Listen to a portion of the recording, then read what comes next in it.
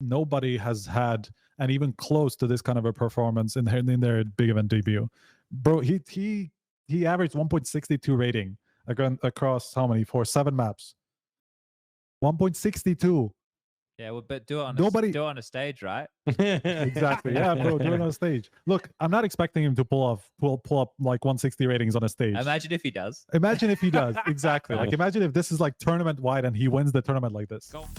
Best esports odds. VIP program and a variety of bonuses. Fast and easy withdrawals. Bet on every possible CSGO matching tournament, as well as any other esports game. Only on 22Bet. Are you tired of your boring old skins and looking for beautiful new ones? Tradeit.gg is your place to go for easy and secure trades within seconds. Simply pick and choose whatever item you want to trade from Tradeit's huge inventory. Verify the trade on Steam, and you're ready. With the lowest fees in the market and a beautiful, easy-to-use UI, Tradeit also offers you the option to instantly sell your items for cash. We accept a wide variety of payment methods. Tradeit.gg is the go-to place whenever you want to try out fancy new skins. Start trading today at Tradeit.gg.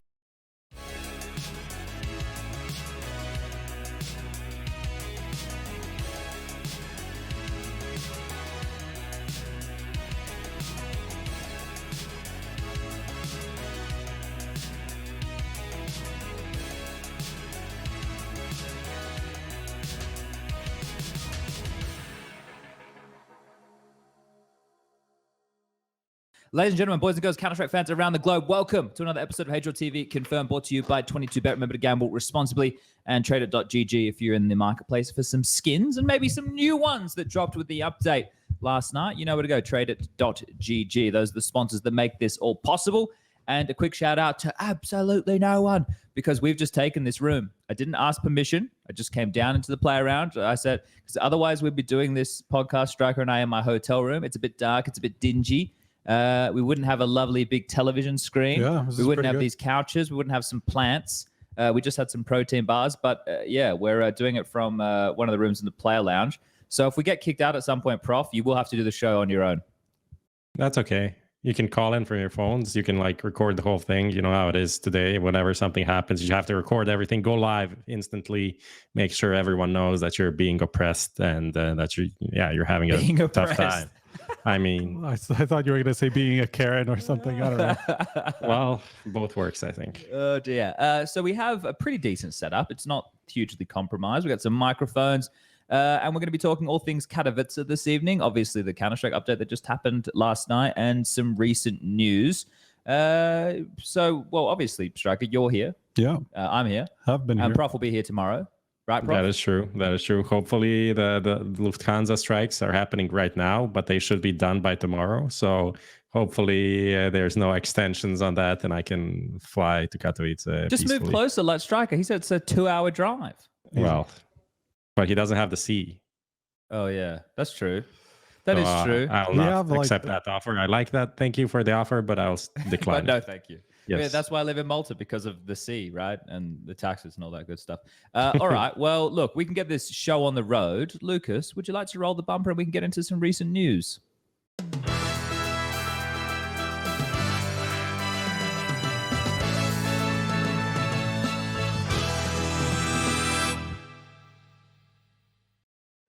I just had both Striker and Lucas humming along the tune, which I never hear. So I just got to hear a little bit of a tidbit, same as some of the ads we have. So I've been in like TeamSpeak a lot recently, and like Rush and Justin, they're in there and they're singing the old SteelSeries ad that we used to have. And I'm like, what the fuck is that? And I hadn't heard it before. And they were like, yeah, that's the ad of your podcast. I was like, nah, not a clue, mate. So, I'm playing something right now on my phone. Sorry, everyone. I'm just trying to bring up what we're going to talk about tonight in the recent news. You know what we won't have this evening, though?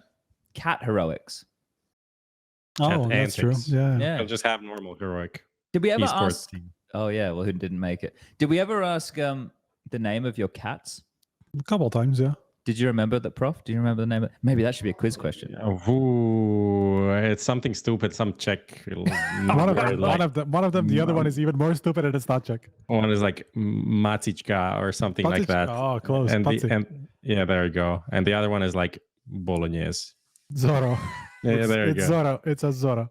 There you go. Oh shit! I will just warn everybody as well that there will probably be people coming past, in and out. Well, maybe not in and out, but past the doorway. Which I don't think they can can't see it actually. They can't see it, but it's over there. So if there's ambient noise and stuff, people are currently packing up from the media day that was going down in the hotel today, where there was a whole bunch of different content filmed. You were happy though. This is still, I guess, Katowice talk. Should we do the recent news and that? Yeah, then we'll do a bit more Katowice sure. specific. Let's do it. Because the recent news, we're just going to bang through this. There's not too much this No. week. 00 Nation have disbanded, which I know everyone was excited about them. Who was even the 5 at the time? What was it? syrsoN, JDC. I'm running out of players. They just signed Vlada, and they had Bird from Sky, and was I literally the fourth? I was just about to say like Moto Valor wasn't one day in that team. I was literally like, I was so close to saying that I was like, yeah, that's actually a different team that I don't give a shit about. Pasher also joined recently. Like, I mean, there's some decent pieces considering they're letting them go for free. I feel like they're all fine teams, you know, somewhere in this mix, especially after the RMR. But yeah, just another team going syrsoN under, back to kind of. big after their failures. Who knows? I mean, it's Honestly, wouldn't mind that. Yeah. Do we think he would? Well, he did leave them high and dry. Do we think there would ever be a big reunion with syrsoN? I'm not sure that would ever happen. Who knows, man? I don't. I also don't feel like it's. I think big have too much. Like they don't have the. They can't hold grudges. You know, they're not. They don't have the privilege. But all the large player. I also don't. I don't know if like Monte is the problem. I was just looking at the stats. Actually, I haven't really been paying attention. I don't think it's the problem either. But what about doing JDC and syrsoN? Oh, to big. They're both Germans. Maybe something there. Maybe there's something there. It's not worse. I mean, look, there's gonna come the inevitable point where Big is gonna get like in that period of their lives, and they'll be like, yeah, actually, we want to stay German, please now. And then like another half a year, they'll bring in somebody because we don't have anybody in Germany to actually take, so we might as well just go international again. We'll get QB from Fnatic, JDC, syrsoN. Just start again. Just get all the Germans that aren't on Big right now and build a new team. Yeah. Yeah. I mean, it could work out. Yeah. Anything else exciting with the 00 Nation news? No, not particularly. There's something like about them merging with Guild. Kind of, they're like moving into different things that are not esports apparently. So it's. I mean, not 00 really Nation, like us, ever since like the Brazilian contingent kind of like that happened, like they've been kind of hard on the lifestyle part of the gaming brand rather than like the actual esports side. So I feel like this is just like, okay, we're cutting the esports side and that's it. But how big could the lifestyle brand side of things be in the first place? I have not actually. It's something I really don't give a shit about. So it's like I have no idea. But I've just noticed that from their like socials and stuff like that, they're constantly pushing these streamers, content people, all that stuff. And I'm like, okay, I don't care about this organization. Ask Pimp. Oh, yeah, he is too. But honestly, like since the beginning of this like org, since they signed the Oplano team, just like never anything went good for them. Like literally zero breakthroughs. 00 Nations worked out for them, bro. And it's not even like the EG where you can like point the finger and be like, oh, obviously bad choices, overpaying. Like they were trying their best, but never had any luck. It's just kind of sad, I think. It is what it is. Sad. Yeah, well, not everyone's going to find success. All right, so another one bites the dust, I suppose, in the Counter-Strike organizational realms. Next piece of news is about Nigma Galaxy, or no longer Nigma Galaxy. They're not part of the organization anymore. They're searching out for a new home, and they also replaced Vilga with zAAz. Yeah. That was quite shocking. Kind of, yeah. I mean, this is a team that they literally lost like one series all year on LAN. And they kicked their in like 2 years. Kind of captain, basically. Yeah. Do we know why? I mean, the way that they were talking about it felt like just the vibes weren't that great with Vilga. It's just like, I don't know what it is exactly, but results. That's the point. Like, okay, like at one point, like you're gonna play with Simple, but you're gonna win every tournament. But do you actually still want Simple? Obviously, like this, I'm just making kind of like a ridiculous comparison, But like, I don't get it. I don't get it either. It is kind of funny because like Vilga and zAAz used to play with each other and they used to play against each other. I think even at one point there's like so much history there, and then now she gets replaced by somebody who's been like her longtime teammate. So and it's kind of it's interesting, right? Yeah. So we got a turncoat return. I mean just that, like kind of what you're saying. They were playing together, I think for a period, but most of the time it was like Giuliano and zAAz kind of dominating the women's scene, and Vilga would be kind of runners up most of the time. And then with this Nigma team, when it came together, they dominated everything. They literally almost didn't lose a game, right? And Julian and zAAz came back with the G2 team and couldn't do anything. And you're like, I'm sorry, I just heard Giuliano's ass. What? Yeah, I don't think any of you caught it. I heard No. Giuliano's ass. Okay, that's not what I'm talking about. I'm sorry. That's definitely, It's that's definitely not what I'm They talking got about. a- It's I'm sorry, what man. my brain heard. Jesus sorry. Christ. Jesus He watched Christ. the yeah. ESL skit about the small dicks, aka crosshairs, and now Everything's everything's Jesus I'm Christ. sorry, Prof. I'm Prof, sorry. Can you take I us back apologize. with your point, please? I just wanted to say, like, it feels so undeserved and feels unwarranted and feels like almost like Vilga being scammed out of her own like project and team and success, being replaced by, even if she was replaced by some of the younger like new coming players, like I don't know, an Astra or whatever, you know, Bibian or whatever, you know, someone that's on the scene and tearing it up right now, I'd be like, oh, okay. But it's like the old nemesis that takes your spot is like, that must hurt so fucking much. Are we assuming zAAz is going to in-game lead as well?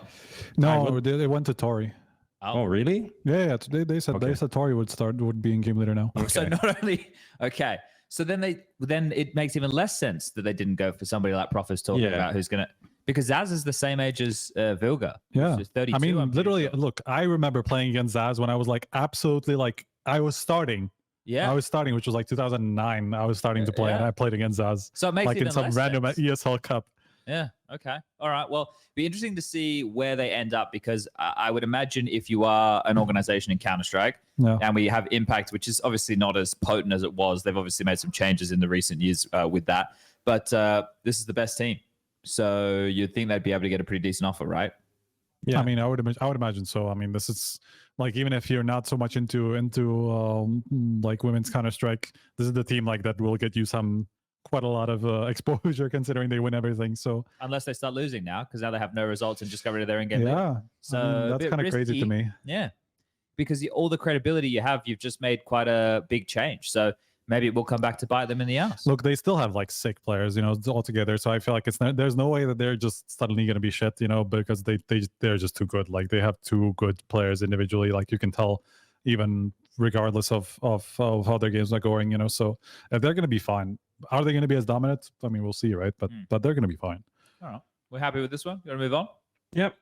All right. Next piece of news. Let me just have a look at Your my favorite player? Zyphon. Is he Yeah. my favorite player?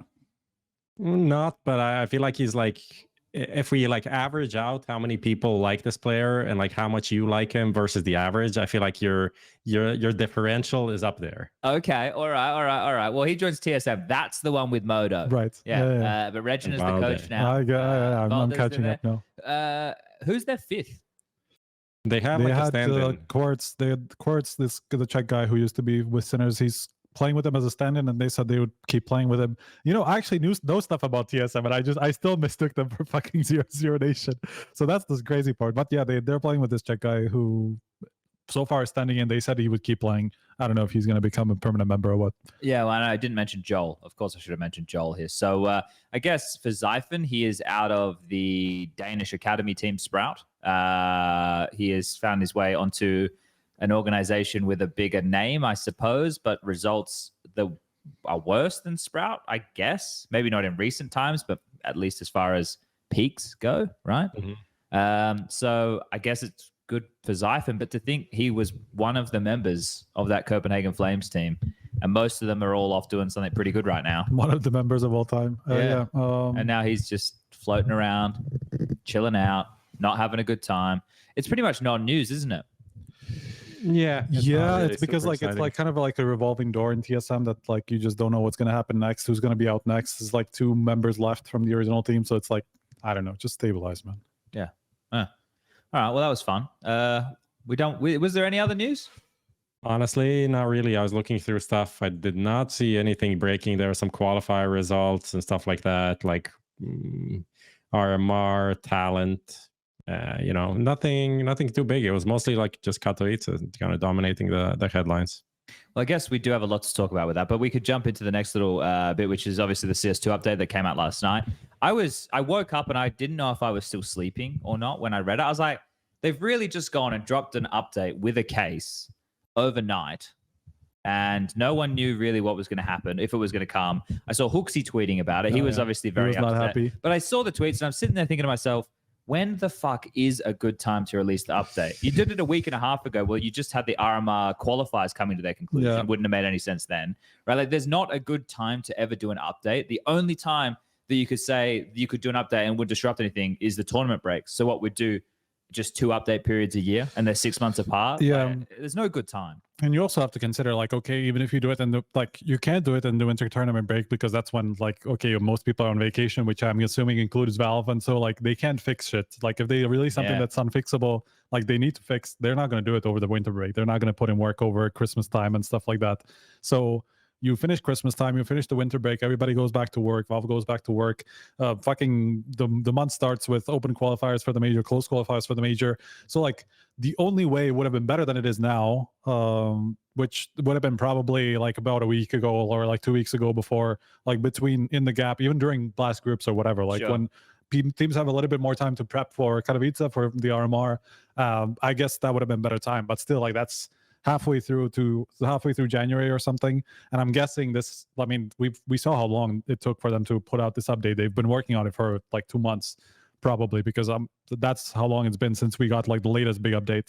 So, like, with all of that in mind, I get it. I understand the frustration 100%. Like, it is not ideal, but there is not an ideal. Yeah. It is impossible. Yeah, and I think we were discussing this before we went live. So I'm not sure exactly how the decision-making process is going down, but it should have been made 15 minutes ago, from my understanding, as to if this new update will be used for Katowice for the playoffs or not.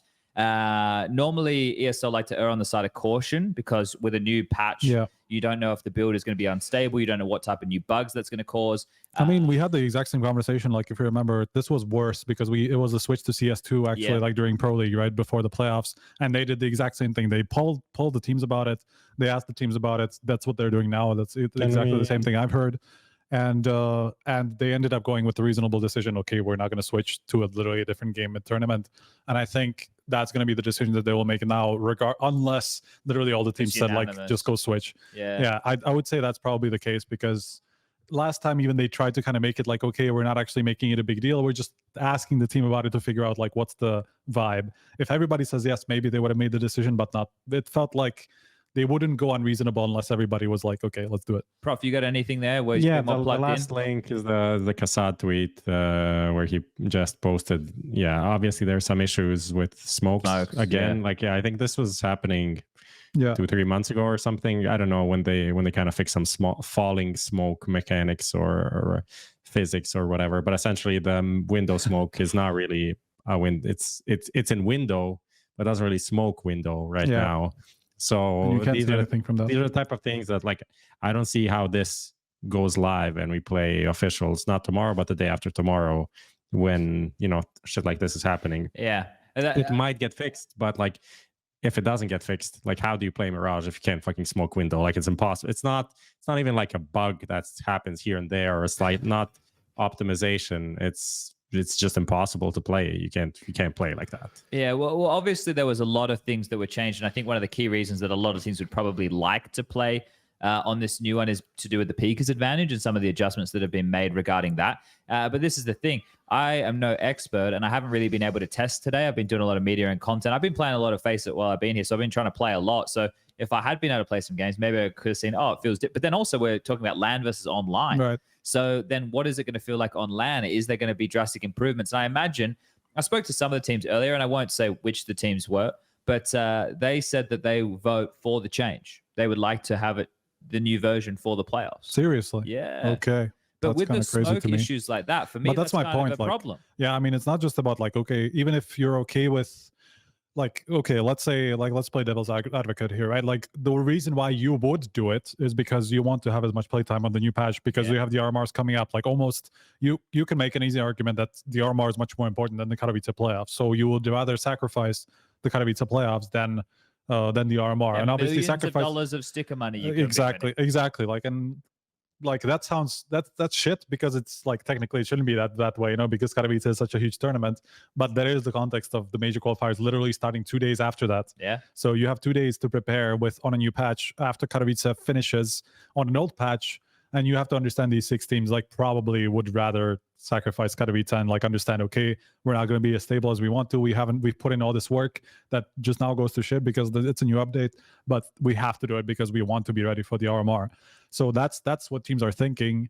But it is crazy in terms of what you're talking about, in terms of like the technicality and like how much the build is ready, how much it's going to be stable and all that stuff. You know, if there will be able to play it. Because like if it happens that the game crashes like halfway through the match and like you have to replay rounds, then obviously the integrity is compromised. You don't want to play a tournament like that. But that's the thing. That's why if it is the players end up voting or the teams end up saying they want to play on this, then ESL should be absolved of all, you know, wrongdoing. I understand that they're the tournament organizer. They still have the ultimate responsibility for what the tournament is going to be, right? And so even if the teams all tell them like, okay, we want to play on this, I think even like if I was them, and I know this is a hard decision to make, but if I was them, I would still play on the old patch. I feel like we should have news about it at the moment. So like I don't know. I'm really hoping. Like I tried to message some of the people I was talking to earlier to see if they've gotten any word, and I haven't heard back yet. I haven't heard back from ESL about it either. I really want to know as soon as possible as well, just because it's kind of a big story. Let me now. ask some people. Let me send a message. Ask some people. It's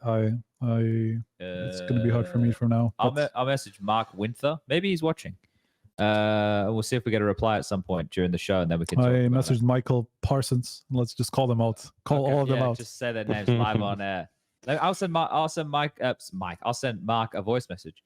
Hello, Mark. I am currently doing HLTV Confirmed live right now, and we were wondering if you were able to give us an answer regarding the patch, which we'll be using for the playoffs taking place on Friday. If you could let us know, and if I can say the answer on air, that would be great. Thank you very much. Cheers. There you go, guys. That's live. That's how we conduct some business around here. That's how you do journalism. Yeah, right. No, I just a guy who talks to people.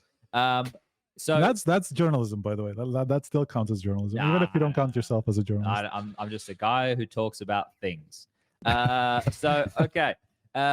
So yeah, obviously the netcode a big one. One that I haven't personally play tested enough to make a comment on it, but I saw some players' tweets. I would say they've been positive. We had the media day, and I also talked to literally everybody and kind of like tried to get their thoughts on the new update. And people were generally positive. Obviously, you know, some concerns about like if it's going to be stable, if there are going to be some problems with the smokes and stuff like that. But generally, like the people that actually played it were happy about it. So that was a good part about it, at least. Prof, what are you hearing? I mean, just from the Twitter sphere, what's coming from the Twitter sphere has been mainly positive. Like the only negative things are like kind of technical optimization, less FPS, for example. People are reporting that. I saw, I think, Frequency, the dude that does a lot of FPS stuff, tweeted around the smokes, like the performance is just worse, which makes sense because they added this whole like the shadows. Yeah, they're casting shadows or like obscuring shadows in a way as well.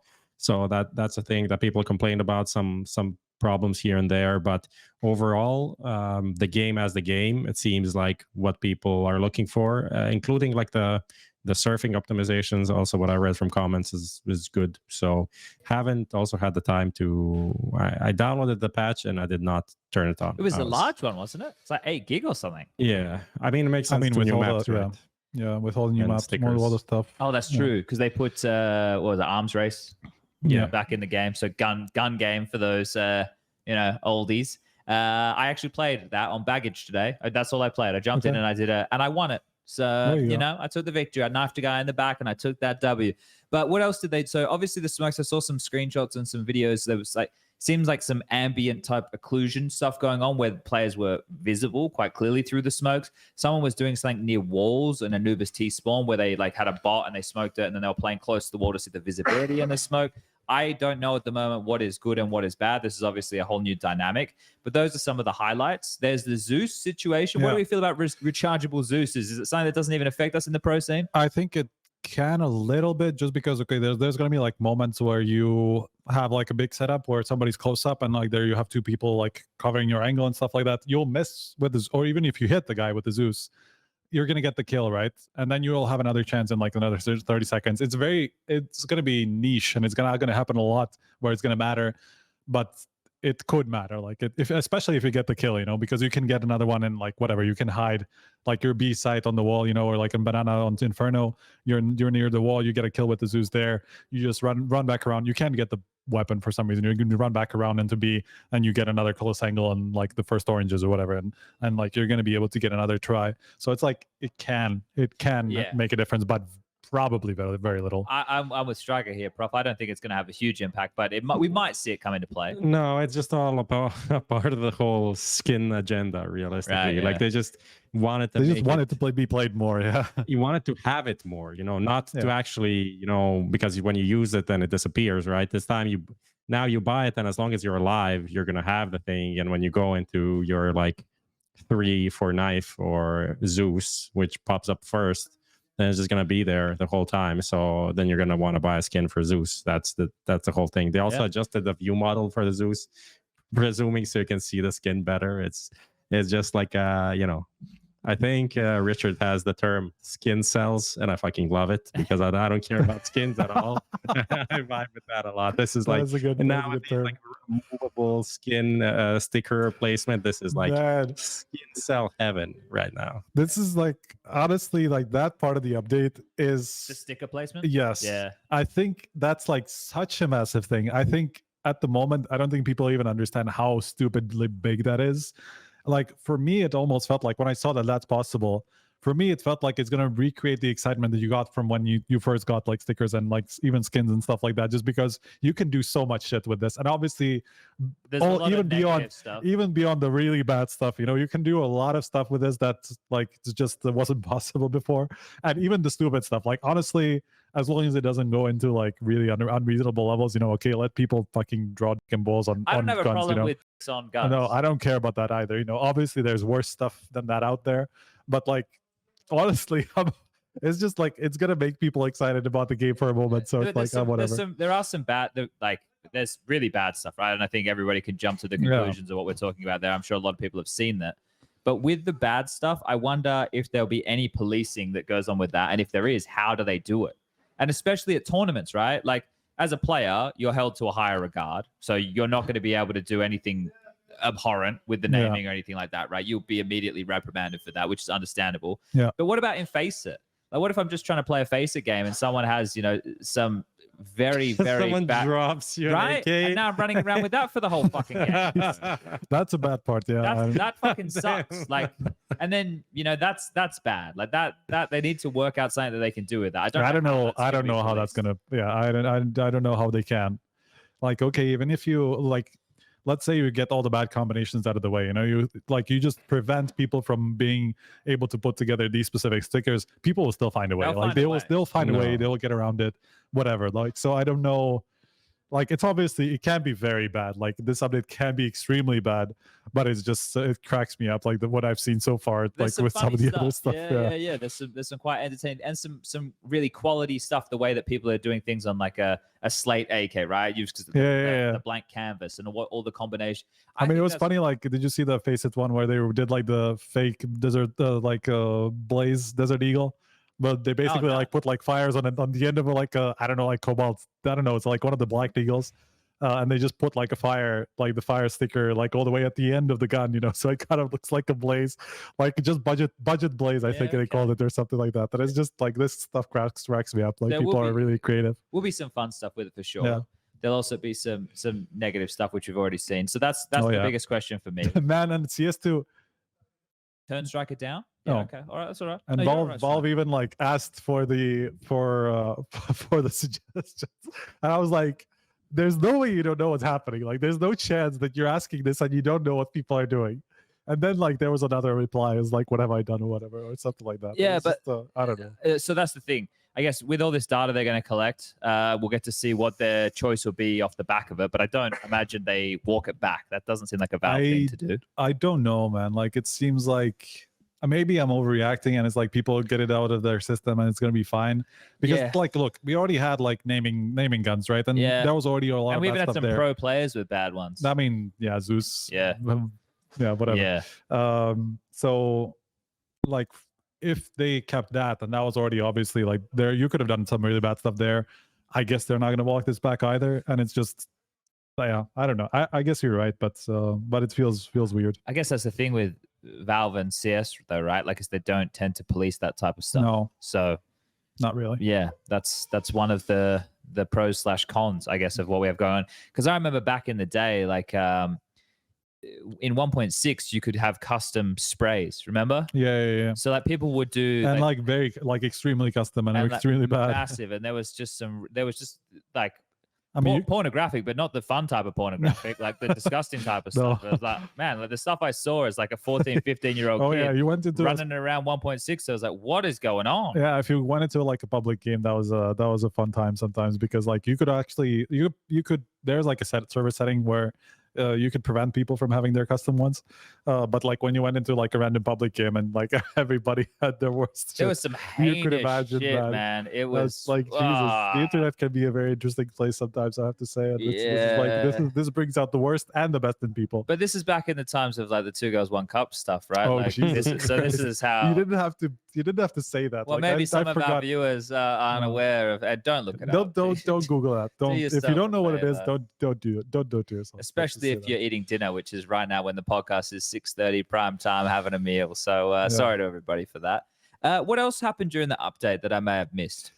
Arms race, baggage, shoots. Was it shoot? New knife, obviously. Oh yeah, new skins. Yeah. I haven't even looked at those. I don't give a I fuck don't about really skins. care either. I don't give a single fuck So- about skins. Peeker's advantage. Gameplay. Yeah, Peeker's that's the advantage is like the netcode big stuff, though, right? Yeah, but I mean, it's obviously something that people have been, and like people are calling it like the donk nerf and all that stuff. And we will see, but then again, like donk was already good in CS:GO, and he was already obviously very good in CS:GO. So it's not like CS2 is the only reason he's this good. Maybe it's the reason he's this good because it's Yeah. fucking stupid. But still, I mean, I'm sure he'll be fine, even if with some slight changes to how strong peaking is. What else we got there, Prof?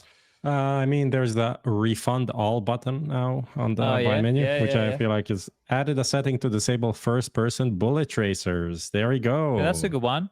There we go. I don't know if I would disable it now after having to play with it for so long. I asked Monte today while I was doing an SSD setup with him, and I said, "Are you going to turn off?" And he was like, "Nah." I was like, "Okay." But I mean, it's still, at least with some stuff, it's still useful, no?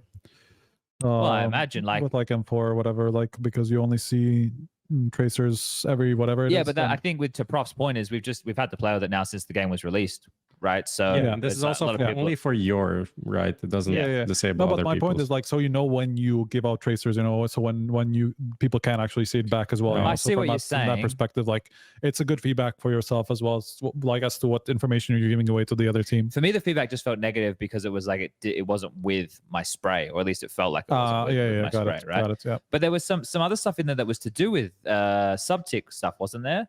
Let me see. If I can get my cache There's There's, like, something quite a about subject few shooting, things that all kind of affect the shooting and interaction between people, because obviously there is the networking part which said reduce peaker's advantage. The amount of peaker's advantage in steady state is reduced by 16 milliseconds. Also, blah blah, reduce the frequency of situations that lead to very large peaker's advantage due to excessive command queue depth. The whatever fuck that does means. that mean? I mean, but I then guess on the- yeah, whatever. On the gameplay part, there's like various adjustments to subtick shooting. And they also, that's the part. They also said fixed an issue with collisions between players were jittery, which I hope is the thing coming out of Spawn. where Yeah, you just, or like the rubber feel like banding, whatever. Yeah. Yeah. So a bunch of things that kind of combine to like the experience of gunplay, Sure. let's say. But okay, so let's just say that there wasn't because to professional Counter-Strike, the game mode means nothing. No. Truly. The skins also to professional Counter-Strike no, mean that's fuck nothing. it. The placement of the stickers to professional Counter-Strike means nothing. No. Do we then, while taking away those things, consider this a small, medium, or large update? I mean, that still depends on how much the peaker's advantage, how the shooting and stuff Exactly. like that is going to change, right? Because, and also we don't know how much the smokes, like how much of this is intended and all that stuff, you know? So I'm guessing a lot of it isn't, because there's like a lot of the one ways that we saw from like Kassad Yeah. and stuff like that. That's just, I'm sure it's not intended, because that was literally the reason why they did these Smoke smokes in the first place. Like that was the reason why they wanted to make them volumetric, right? And all that's, and like on service, like whatever, for them to be consistent for everybody, right? So yeah, I'm sure that's not the point. So I'm guessing smokes casting shadows. I mean, it also prevents like some of the light sources from giving away positions and stuff That's like important. that. It's important, but it's niche. It's kind of like you have to be very like it has to be very Situational. deep, very situational. Yeah. So that's fairly minor, I would say, in general, like the smokes, unless some of the other stuff that's happened have been intended. So I mean, generally, it seems like it's mostly about the shooting, right? So, I mean, that's the biggest part of it. But those are probably where a lot of people's complaints have been, right? In terms of the way the shooting feels and the peaker's advantage, which are like huge mechanics. So I don't think it's a big update. And even if I put the mode back in and the case back in, it's still a pretty mid update because of how long of a drought we've had of updates. I think I saw a tweet, someone saying, "Oh, the boosting issues fixed." Like so if that's fixed, that's a nice thing. So if there's a couple of other things that are sorted out like that have been causing us issues, I mean, then I think that's also good. some audio stuff. So I don't know. I would say it's a big update overall for like the average player. Okay, I mean, for the average player, yeah. For pro team, maybe not. Yeah, and especially like if it fixes the gunplay the way it says it does. Even if it's not today, maybe it's in a week when they tweak all of these things and like fix some of the stuff. I think that's big. That's big enough. I mean, it's not like the content update with operation that people are talking about, but in my opinion, this is like the best we could have hoped for. Yeah. I think I generally, maybe that's also puts some context on like the complaining that's been out, like for example from Hooksy, like that it's like that's coming at the worst time. Realistically, from what we know so far, as far as they fix the problems that are with this update, that like the unintended bugs and all that stuff in time for the RMR, which obviously would be ideal. But if they do that, then maybe this isn't that such a big deal, that it came so close. But you think it's a buff to his team, especially Nico. You think this is a okay? I think to Nico, this if it says what it does on the box, like Prof's saying, it's a buff to a player like Nico. Why do you think it's a buff? Because I don't think Nico is a fantastic aimer, but he's not always moving like Donk. Okay. So Donk is a fantastic mechanical player, but he's always moving. The kid's got Anthony. I mean, that's fair. Whereas Nico, he'll just stand and deliver your fucking 4 bangers. Yeah, I mean, I don't know. Maybe you're right, but if it is, it's not a significant one to me. Well, we'll get to find out soon because also I'm checking. I don't think I have a reply regarding this change. So I don't think I did either. I don't know who else I could ask. I guess I could ask Rush, but I don't think he'd be in a position to tell me. So yeah, don't give away your sources. No. Well, yeah, true. So you're gonna ask somebody, and maybe they will tell you. Well, now it's too late. I'll have to ask somebody else. Okay. Well, I guess if anybody at home, well, no, actually not at home. We need to play. We need a player to see. We need to hear from the pros, and I guess that type of information will be coming out more and more as they're playing more and more. But that's the thing; they need to know now because they're practicing for their match on Friday. So the decision has to be made. I mean, I'm sure. I'm imagining, especially considering I did hear that like they were going to let them know at 6. So then why haven't they tweeted about it? That is a bit. Do we have any teams we can call? We know that MOUZ are going for dinner. Can we call Sabrina? I don't know. We can call. Let's get someone. Well, who else could we get? Someone from G2. Someone from ENCE. Falcons. I'm forgetting some teams. FaZe. Anyone got anyone on the phone? Yeah, look, that's my Steam friends. Flom just came online with a picture of Steel from the skit. From the skit, that was a good one. Who will give us the answer? I want to know, man. I mean, one of the teams will give us the answer, but let me get on that. I don't want to dox people. I don't want to tell who my sources are. But why does it matter? Because we all should have to know anyway. We have to know, yeah. It's like, how is it not public? Let's go. Anyway, it doesn't matter. Should we get into talking about Katowice? Yeah, let's do that. Let's do it. Apparently, Nexa opened a knife 26 minutes ago, according to Taz's Twitter. That's pretty cool. Okay. All right. Here we go. Talking about Katowice. All right. Well, Prof, you've been watching from home. Strike, have you been here the whole time? Yeah, I've been here the whole time, from the play-in all the way to here. How you find? You've had much Katowice fried chicken? Katowice fried chicken, no, but I had a lot of masala house. That's why I was just with Rushley before I came here. It's an amazing place. We either ordered or went there like 4 times, and I've had 4 different dishes, and I like them all. Okay, so well, that's big plus. Yeah, it's probably one of the main draws of Katowice. Yeah. When you come to Katowice, you go to Masala House. You go to the Spodek and Masala House. Prof, do you like a good curry? Yeah, I'm down. I'm down for the curry. Are you going to go to Masala House when you get here? Obviously, we'll make a trip to to the To what's it Mecca. called? What's it called when you make like a sacrilegious pilgrimage to Masala House? I have to. Okay. Yes.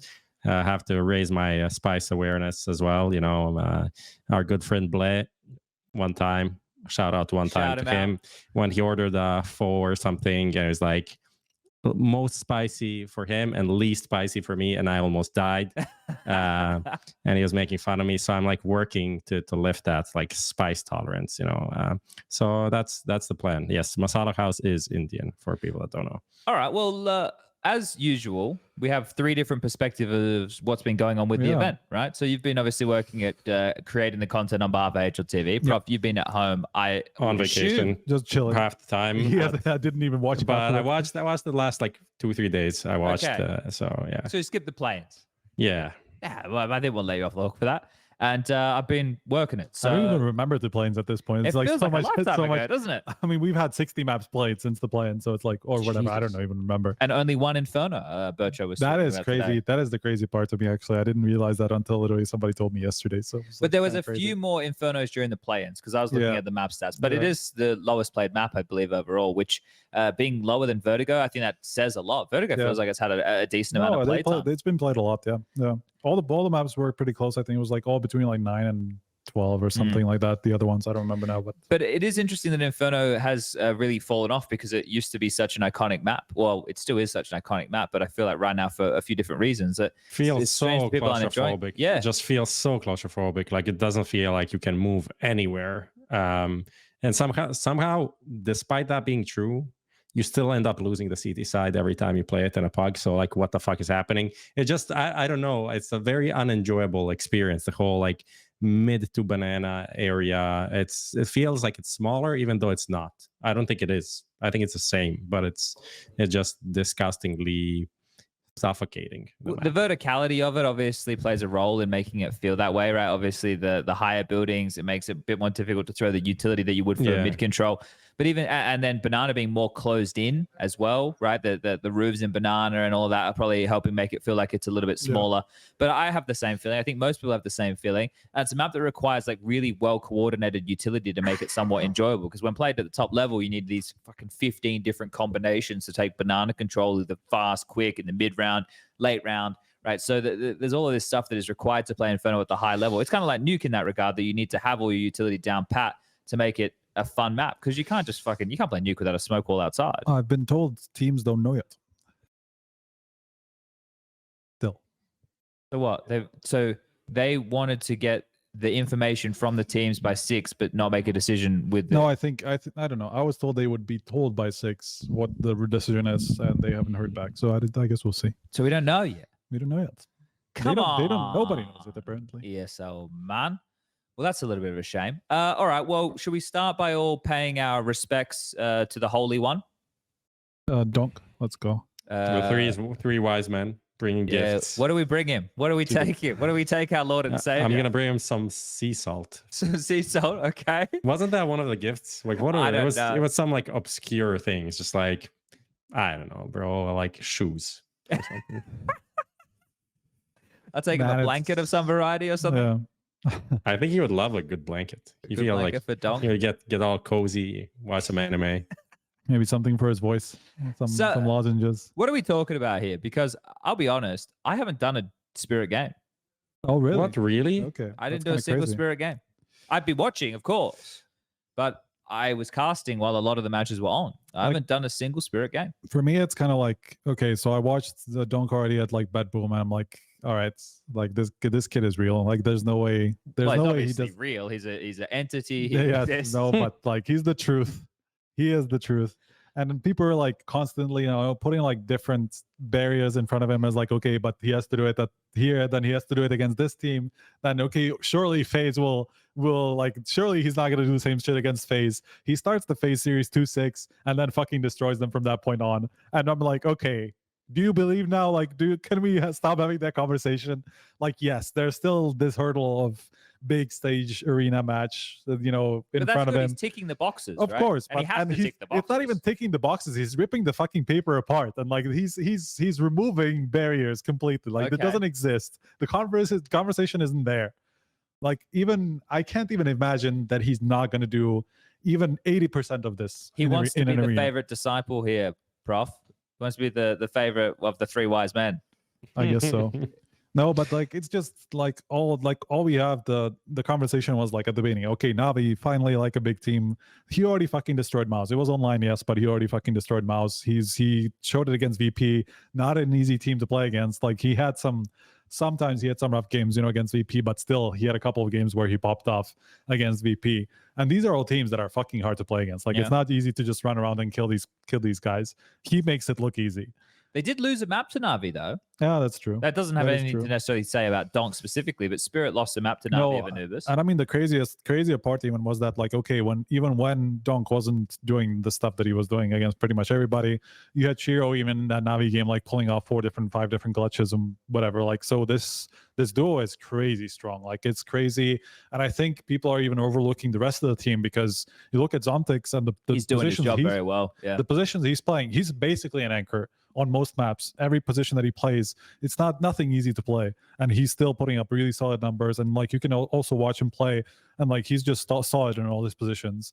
And so, and then like on top of that, you just add like Magix, who has been like I think also a pretty solid like support type player, from those positions, and Choppers, who's gaining I think a lot of respect from a lot of his peers for the way he calls. So I mean, this team just looks kind of crazy all of a sudden. But if this is the case, Prof, right, and we're in the situation where we're saying, all right, well, I've been talking to some players, and some of them have been saying, yeah, Donk's the best player in the world right now.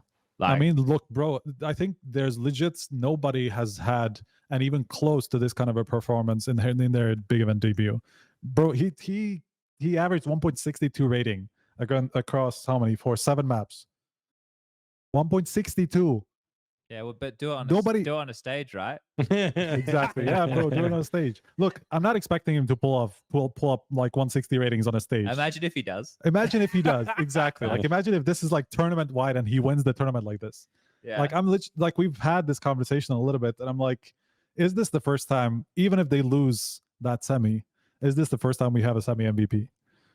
Really? It's because that is literally the conversation. Like, okay, we can have like Monte can have like a sick event and they win the tournament, and probably he's the MVP at that point, But let's say Monte loses in the quarterfinals and then Donk just loses in the semi, but still doing like this, and everybody else crumbles around him, so they don't win, even though he is playing like this. Like that is like I don't know who can take it away from him at that point. Like that's how stupid this performance is. So what we're essentially saying is we've never seen anything like this before. I don't think so. I think Harry is doing like a piece about this and like comparing him to like some of the goats and boy from Tomsk, Russia. Yes, of some of the other greats who have like how their big event debuts were like simple and Monte and Zyphon and like some of these people who obviously had massive expectations on them in their first big event, and like the best somebody did was like 140, or something like that. And it's like this is like beyond anything. Like nobody has like 160 ratings across an entire event, let alone in their first time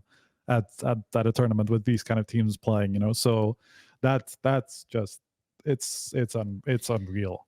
I don't even know who to compare him to in terms of like riflers. Like I think that the only comparison I mean, you can. Does he know what we were playing? Ask him what we're playing. Do you know what we're playing on yet? Are we on the new one or the old one? What? The patch. I don't know. Don't know yet? No. All right. Snappy says he doesn't know. There we go. He's getting a protein bar, everybody. That's good. That's good for him. Getting fruit. Let's go. All right. We still don't know who to even compare him with in terms of like all of the closest prodigies. Nico, right? Yeah, all the prodigies were oppers. Realistically, they were the good riflers that came in. I think Nico and Rops are maybe the only people that you could compare him with. Not even Rops. I mean, at the time when he was like starting out with MOUZ, like yes, he was clearly good, like based on FPO, but it's nothing close to this. Yeah, like, nowhere near. So it's just a pretty unique scenario for us, definitely. And I think just watching him play, I think where I see the biggest difference is like I feel like his spray is so good. What people like he's over peaking everything. I feel like he peaks, and even when he whiffs the first like 1-2 bullets, like his fifth is a headshot. Like I don't think other people nail the headshots deep into the spray as much as he. I feel like he gets like he saves himself with that when he should die, when most other players would die.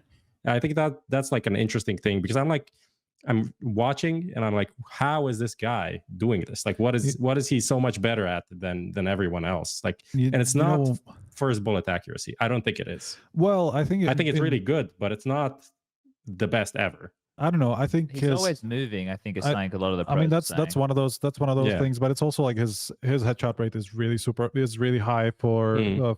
So that's part of it. Obviously, like he is extremely good at aiming. Like that's the biggest part. But still, like I was thinking like somebody should do one of those like reverse frag movies, like just so you can see how it is to play against donk. You know, obviously in CS2 it's a little bit awkward just because it's sometimes like you're like, because of the way the netcode works and stuff like that, you sometimes see people where they aren't, and you get screwed before like you think you already see them and they see you way earlier and all that stuff. But every time I saw somebody like take a heads up duel against donk, they just lost. Heads up, like literally no one else is involved. They're just literally going into a heads up duel. He wins so many times. What was the multi-kill stat? He has more multi-kills than single kill rounds. He had it, and I'm pretty sure that's probably still the case. Before the match against FaZe, right? Yeah, he had it before that. Let me see.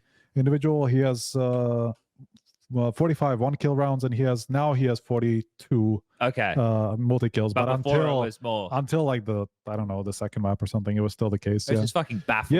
He has 31% multi-kill rate, I think. 31% of rounds were multi-kills.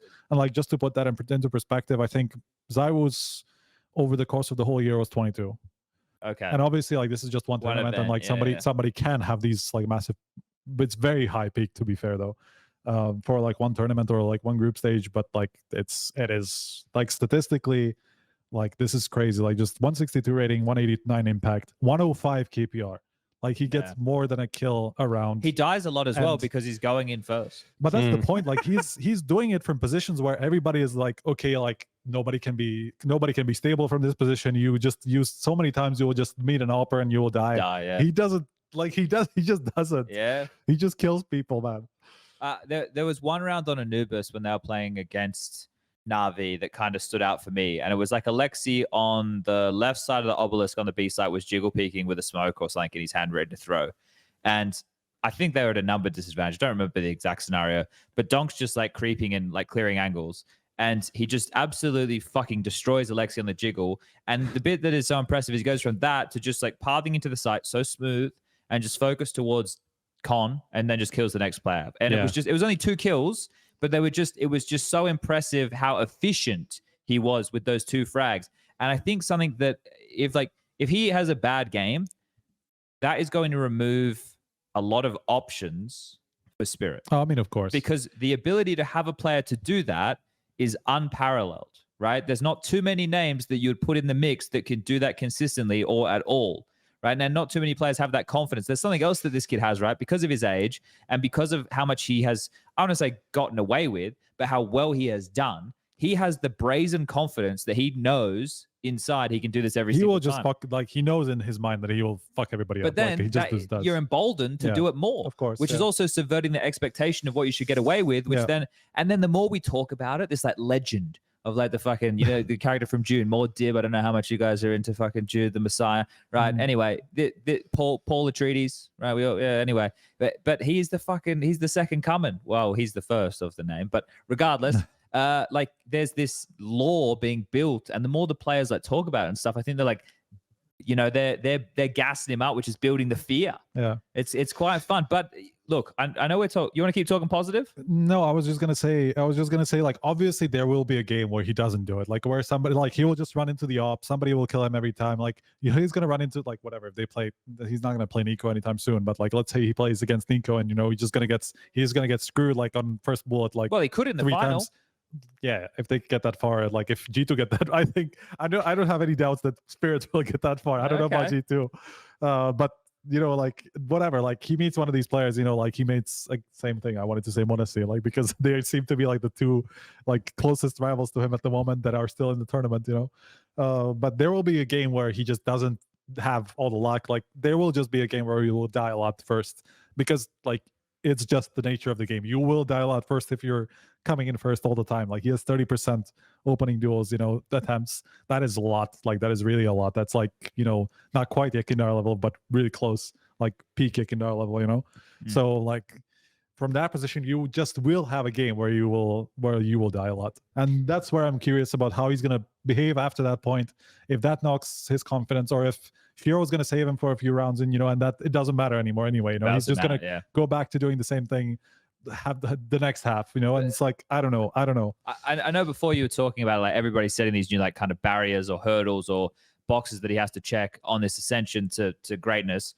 Right, obviously he's a very good player. There's not a conversation about that. But to transition from what he's been playing into what he will be playing in an arena, right, and he will be going up in that potentially in that semi-final against a Polish hometown team if ENCE beat Falcons. Yeah. That could be very overwhelming. And he's only a 17-year-old kid, and I'm not saying he won't perform, right? But it's one of these things where he's either going to be able to do it or he's not. Yeah. Right. So that is going to be something that we will get to see. And at the moment, this is where I want to segue, Prof, because the internet has been alight with donk conversation.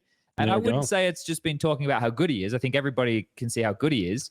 It's I don't think people still want to believe, though, like with how you see them talking about him and like waiting for him to fail, basically. Well, people don't like his antics, Prof. There we go. That is true. Let's bring up the Vox Pop when you can, Lucas. But for me, I just watched some clips, watched some of the game as well. Didn't seem that bad. Seemed pretty cool, seemed pretty exciting. I don't know what was said. This is where I need some help from you guys. You're there. I don't know what the was said either. I was casted. Yeah, but like doesn't seem in any way bad. Seems very exciting. It's actually cool to see like a young getting into it completely and feeling like, I don't know, don't want to say antagonizing, but like getting the fire in the belly, I think it's really cool. Well, so what did Blade actually say, Striker? I mean, the Blade basically said that like for a 17-year-old kid, he's shouting really bad stuff, and like the main point Blade was making, like it's not just like that he's shouting it, like he feels like he even means it, like these things, that he's like insulting other players. He didn't quite say insulting, but like the way that we've heard some of the translations of what Donk was saying, I mean, some of it was like straight up insults of the other players, and obviously like there's a barrier to like what you can say. But at the same time, I don't know if people saw, like there was I think some people brought up the Spirit vlog, where yes. I think it was like after the play-ins or after the first game of the group stage or something like that.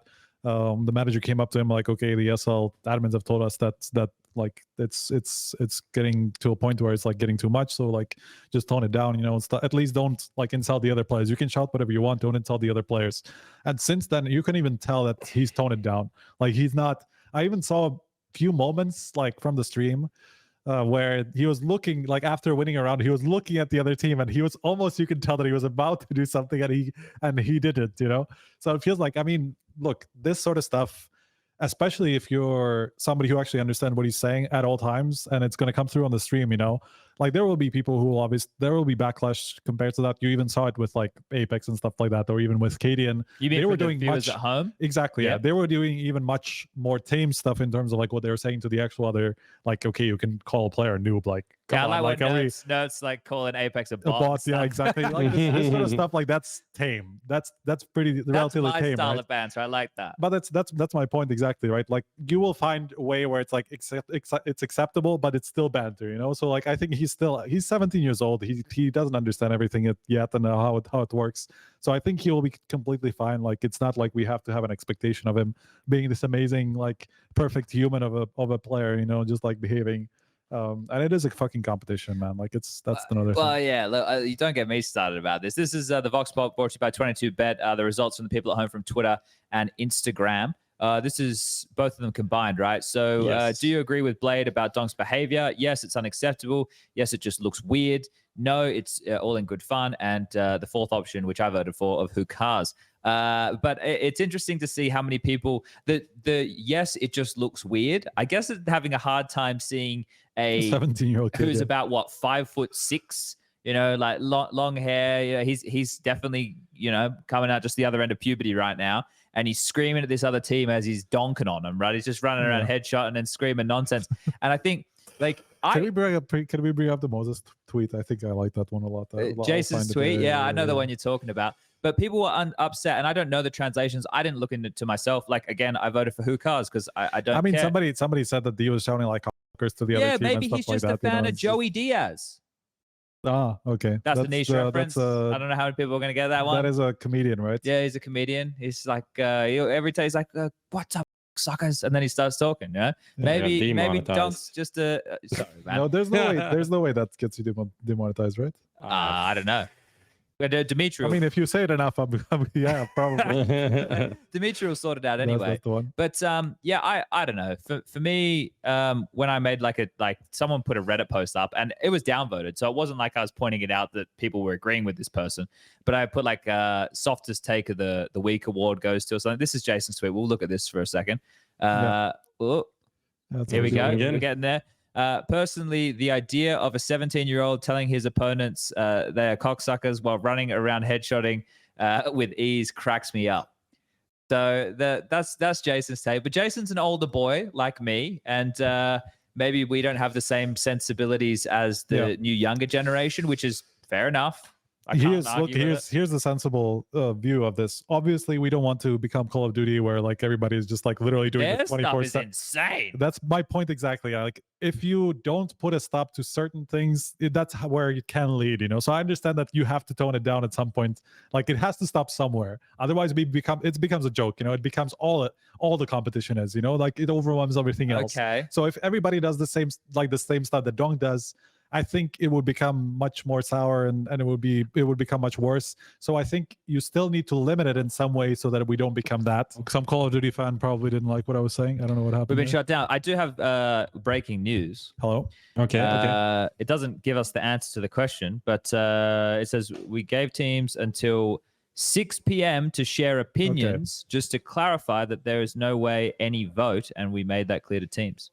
So it wasn't a vote. They could just share their opinions. I was returning to what we might be seeing regarding the version of the Counter-Strike played on the weekend. So there's no vote, just sharing opinions. That's exactly what they were kind of branding it as last time as well. And I mean, like I haven't seen actual results of like their previous polls. polls they call it. No, peer reviews. Yeah, exactly. Just collect. Yeah. Okay. Anyway, I mean that's exactly how they branded it last time, and they didn't want to make it sound like the teams have all the power. I'm sure that's the main point of trying to make it sound like, okay, it's just we're just polling teams, we're trying to figure out what the vibe is. And honestly, like I'm all for that. Like you can just ask the teams what they think and like figure out what you want to do after that, because like that's important still to know, but everyone obviously it's not the only thing. Everyone likes to be heard out, involved in the conversation. Yeah, exactly. Yeah. Even if they all say, yeah, please do this, and then you don't do this. Yeah. But I imagine reading that makes me think we will just play on the old version. That's how it reads to me as well. It would surprise me if they did do that, because if nothing else, then because what happens at the RMR isn't their problem. But the thing is, the RMR will 100% use the most recent version. Yeah, 100%. So it's my point is like, even from the perspective of like, why would ESL compromise their own tournament just to make it better for the RMR? Like, yes, it sounds I don't know how to say it. How to say this? No, but I mean maybe. Whatever. Selfish, but you understand callous. Exactly. Like you can say it like that, but it is their tournament, it is their integrity, it is their it is like, you don't want exactly the situation where like you start the playoffs game and like everything's going wrong and because of bugs in the game. That's true. Like the entire integrity gets destroyed. So of course, like ESL have absolutely their rights to make the decision on their own without even considering what the teams tell them. But obviously it is good to ask them. Sure. Yeah. Okay.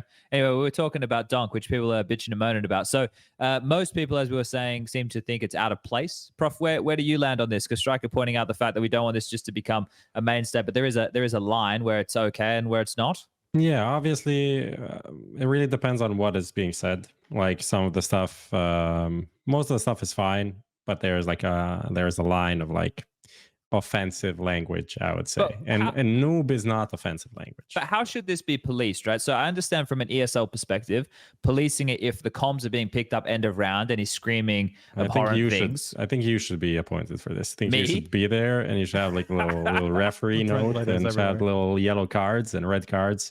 And after a game, you can pull them to the side and have a little counseling meeting with them and tell them like, this was not okay, son. You can't do this. Yeah, I mean, think the that problem, would be like, and then give them some candy.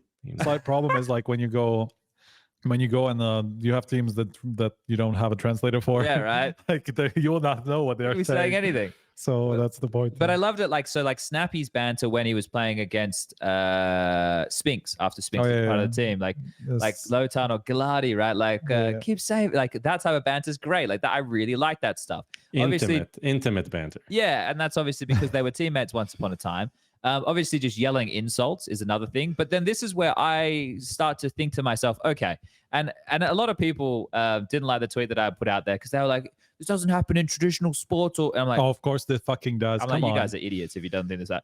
Just watch like a Nick Kyrgios tennis match. Oh, or, yeah. Just That's a good one. like there's so many reports of different players. And tennis is actually very strict about this as well. They are very. Well, that's why Kyrgios are getting fined all the time. That's exactly my point. Like in tennis, they are actually quite a lot about like, okay, like calming down the crowd and all that stuff when they're shouting things out and all this, you know, they're extremely careful about this sort of stuff. So, and it happens there anyway. But these are people and these are personalities and these are competitors, right? Yeah. So for me, I would want these people to be themselves. Okay, look at Mike Tyson, right? Yeah, I mean, that's fighting, right? That's a little bit different still, but I look understand. at the things Mike Tyson said to his opponents. Like, I can't say the things that Mike Tyson said to his opponents, right? Like in interviews and that kind. It is insane. But Mike Tyson still goes down as one of the greatest boxers of all time, right? And they're doing something which I understand. People are like, oh yeah, but they're going to go in the ring and beat the shit out of each other. It's like, yeah, okay, like I get that, right? Like but it's the same like with like I understand this is not so physical and all that stuff, but there is still adrenaline involved. Mental warfare for sure. I mean, but it's not that's even beyond that. You know, I'm just talking about like what happens in your brain. You know, when you're like winning and when you're like have these emotions and stuff like that. Obviously, you know, you will end up saying like something that's a little bit unsavory or whatever. The video, the FaZe versus G2 one, right? And this isn't unsavory at all, but when they're in that Mirage game, the one that ESL put the video out with the comms, I don't know if you guys seen it, but it's the line that Twist is like, let's just keep going. Hey, this Jax guy's the worst fucking A player of all time. Like, you know, right? Right. But that's going to, like, through the course of a game and a match, first of all, you're going to be G'ing your team up while bringing the opponent down. I mean, that's exactly the point, right? Like, you're also saying this with... You can also say this without the aim of hurting the other person. Like, of course, like you're saying it in your own team's comms, so you're not even saying it to the other person. So, like, of course, like it shouldn't be taken so seriously, right? Yeah, because you're only doing it to hype up your team. Like, okay, this guy sucks. Just let's go fuck him up. Yeah, but if we're playing and the guy I keep going to his side and I keep killing him, I'm probably gonna yell, "You fucking suck!" Right? Like, I mean, that's also that. Yeah, I also don't mind that part, but I'm just like saying, like, adrenaline goes high, and like you see in F1 all the time, like when shit happens, like when they get like a little bit too close and stuff like that, they will say. Well, that's life or death. That's also like, again, like we're not as physical. It's not as dangerous. Obviously, not as dangerous. Not dangerous. It's not dangerous at all. I don't know. But Some like, kids are gonna have scoliosis from their fucking posture, mate. That's pretty dangerous. Yeah, that's fair. That's a little bit different. But I mean, anyway, like I just think, people have to grow up here. It's a divisive topic and clearly split. The majority seem to think it's not okay. Some people think it's fine. And it's fun because people are talking about it, which, oh my God, is the purpose of entertainment, to give us something to do, something to discuss. Who would have thought? So and he's good at the game as well. It's not like he's just shouting and he's being but with he's me, dropping 0.80. and I was just shouting with a 0.88 rating. What That's the fuck is this guy doing? The hexed. Yeah. Shout out the hext. Well, what do you mean? Energy are really good. Yeah, so it's kind of hard. It's kind of we hard. didn't to even fault talk them, about them. Yeah, thank God. They failed another qualifier. Sorry, Striker. Yeah, it's kind of hard to fault Donk for like shitting on tier 1 and they're being like, who are these fucking dudes? Yeah, yeah, he's just rocked up and gone, wait, this is how easy it's been the whole time? This is the tier 1. No, it's funny because I talked to him and I wanted to get his opinion on like what he thinks about like how close he is to the simple and Zyro level of talent. You know what's funny? He was humble in that interview. You know what's funny actually about that? Because I asked him in some phrasing like, do you like you're being put in the same conversation as like simple and Zyro in terms of talent and performance? Okay, I said that, and he's like, it was through a translator, but I also had Dimitri like go over it and kind of do it, and he was like, which one do you mean? Do you mean talent or do you mean performance? And he's like, I'm actually behind in both. And I'm like, that's like, I respect that answer just because, okay, like you can say he's not as good in performance, you know, like, okay, he just has some catching up to do. He is by the way, based on what we've seen so far. Yep. But he doesn't even cop to the talent part, where he's like, but I don't think I'm as big of a... He could be. He's doing an interview with Striker from HLTV.org. Okay, it could be, but the fact that he even asked like what, but like which one do you mean? Like, do you mean from the talent perspective or from performance perspective? And that was kind of funny about it. Like it's he could be just humble for the sake of it, just like not wanting to look What's like the difference he's super between cocky. like that humble and like blame F humble? Like one of them's like a real humble and the other one probably not. Right. I mean, that's anyway. I mean, that interview was interesting. Didn't say that much otherwise. I was just it was just something I caught, and then that maybe kind of went under the radar. Yeah. Well, we'll see. We won't be hearing Donk yelling anything during the playoffs because probably be drowned out by the fans. Well, Yeah. maybe we hope. We hope there's a good turnout for Spoda. We don't know. Yeah. We don't know what's going to happen. Are we done with Donk? Yeah, let's talk about Vitality, I think. Okay, so bad start to the year prof for Vitality. Apeks, I think, was mentioning that in the interview after. He even put something up on his story today on the way home saying he was going to do a video about it. Do you think, well, hold up, before I ask a question, I want to put a sentiment out there that I feel, and I want to put this sentiment out there and make sure that people don't think I'm like detracting from the conversation we just had about like Donk as an individual or any of these teams' performances. This is just kind of my general view of Something Counter-Strike. about Zywoo. No, it's my general view of Counter-Strike at the moment. So new title, things are still shifting, as we've just seen as of overnight. Most teams, and you guys can help me here, most teams are in the upper echelons of Counter-Strike have had a roster change in the last 6 months. Most teams. Yeah. Most teams. I think that there is no dominant team. Like Vitality had a strong finish to the year. And they were the team of the year. And I think confidence played a big part in the way that they were able to approach the game. Not saying that they didn't have, strategies and stuff, but they were clearly the most confident. With a lot of teams rebuilding, new coaches, new players, new combinations, I would say that the Counter-Strike scene at the moment is pretty weak. I wouldn't say it's at its like strongest place it's ever been. That far from it. I wouldn't say it's like miserably weak where it sucks, because I think at the moment Counter-Strike, the way it's being played is there's this decision tree and how quick you as a team can download what decisions need to be made and understand that as a unit. That's like a very key point in terms of everybody knowing and understanding utility, rotations, what you want to force, how you want to play rounds, ways to block, ways to mid-round aggress once you lose territory. Everybody should be able to get a lot of that information from watching demos or watching videos on util and stuff like that is quite understandable now. It's just about how much information can you know as a team and can you react cohesively as a unit. And I think that takes a long time, or maybe not a long time, but a decent period of time for teams to be able to get to, because you need to be able to grind out that theory together and run through those situations together. And that's going to take time to do. So I think because of the nature of a lot of new rosters, we have quite a weak scene at the moment. Yeah. I mean, I think if you just go down the list of the teams, right? Like if you look at Navi, does anybody actually think they're like, okay, they are number 3 at the moment in the HLTV ranking? They'd be does lucky anybody if they're in the top 10. I was just gonna say, like, does anybody actually consider them like an elite team at the moment? Let's say let's call them title elite contender. Yeah. Like exactly, yeah, like the title contender. So we basically have 2 teams who are title contenders, which is FaZe and Navi. Like in terms of FaZe and Vitality. FaZe and Vitality, sorry. And those are the two like main ones, because they've been competing for the titles for the past 3 tournaments or whatever. Everybody else might as well be in the same kind of group But that also means that anybody could win. Of course, yeah. I mean, especially now that we saw Vitality struggle and FaZe also like almost got beaten by Eternal Fire, who didn't even make it to the playoffs. All that stuff. Like, obviously, all the elite teams are weak. Yeah, like they're not, and it's hard to like. Of course, it's always hard to say whether that's because everybody else is better or because they are they're worse. Like that could also be a part of it.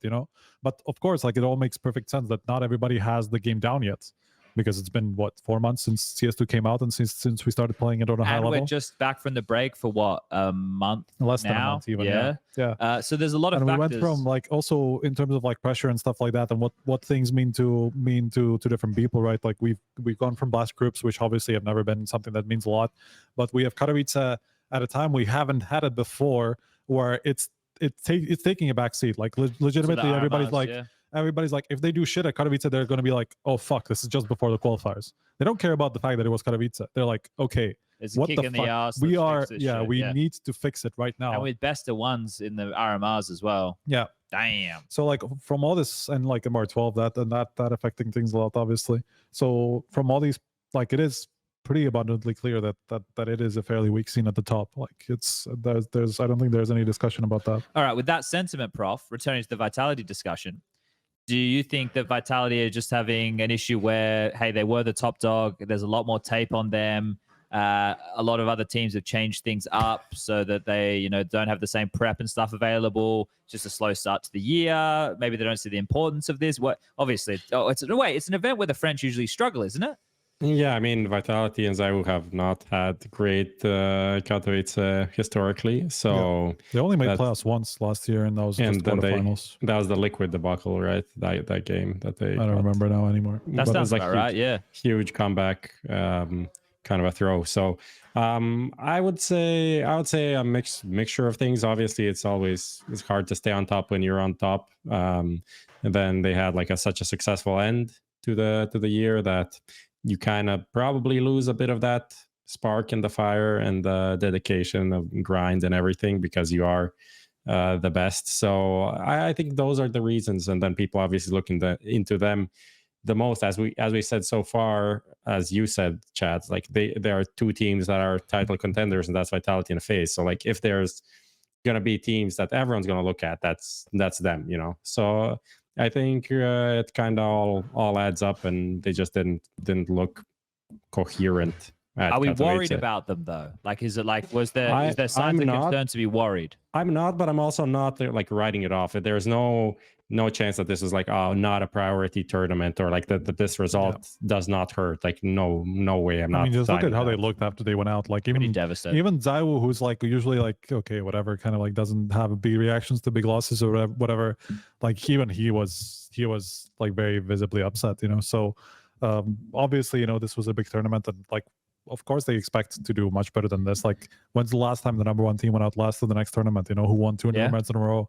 Like doesn't happen often. So makes perfect sense, and especially with the context of the major qualifiers being around the corner, all that stuff. Like again, how do we feel though? So I don't want to just pick like a scapegoat because I think a lot of them didn't necessarily have the best of tournaments. No. And that's what's going to happen. But when watching, mezii doesn't look comfortable in the positions and roles that he has to play within the team. Is that just me? I didn't notice that. So I mean, it was obvious that like Spinks was obviously far from his usual level. I think that was the biggest dip. Obviously, a lot of people will say about zAAz and like, but he still ended the event as like 119 rating or something. Sure. Which I mean, for anybody who isn't zAAz, that's perfectly fine. That's great. That's a great event, So I feel like that people are being a little bit too harsh on that particular part because like he wasn't doing his like godlike games or whatever, but he was still there every game. He was still delivering. So it's not like that was like the main cause of the problem. For me, the main cause of the problem was that like they just looked like they weren't talking to each other a lot of the time. Like there were moments where you saw people just like having their backs open to like a guy from an angle that like the other teammate isn't watching, like 2v2s, 3v3s, things like that, where they just lose situations where usually they will understand each other perfectly well. They will understand what's the other guy holding, what's the plan in this round. I saw so many situations where there was like such a disconnect between just individual players, and it just felt like comms, like it really felt like comms were almost as big of a problem as like some players just not delivering in every game. So like I don't know why this happened, because usually you would see this at like the first tournament of the year, and Vitality have already had the groups to kind of warm up to the year with, so I really don't understand. I don't understand what happened, and it doesn't seem like they even understand, Like when I was talking to Apeks and he was saying like after the first game or something, or it was something back. I was listening to something, and he was talking about how like they lost so many like advantageous situations that they would never have lost otherwise, and all this, So but it's coming at the right time, right? Obviously, Katowice are important, and with the history for the French here specifically, you'd love to have had a deeper run, considering your stature as a team. But as long as now it kind of kicks you into gear for the RMRs, and then the major rolls around 3 weeks after the RMRs, right? So it's going to all happen very quickly. So over the next, 6 weeks is when we're going to have the major qualifiers and then the major itself. So, and after the major is when we expect there to be roster changes again anyway, or at least the conversation starting to begin. So we're already right there. We're knocking on the door of that so quickly. So in terms of, does it suck? Would it have been better to see zAAz and co have a much better performance considering what we expect? 100%. Is it the end of the world? No. Is it cause for concern? Yes. Yeah. So it's definitely got everybody's, back up in terms of, oh shit. But it then plays back into the conversation that I started this all with, of the status quo of Counter-Strike right now being in flux, and us not having a dominant team or dominant teams the top 10 not just having like leaps and bounds above the rest in terms of their understanding of the approach of the game and the meta. And also, we have to think with the new grenade mechanic, which I know it's been around for some time now.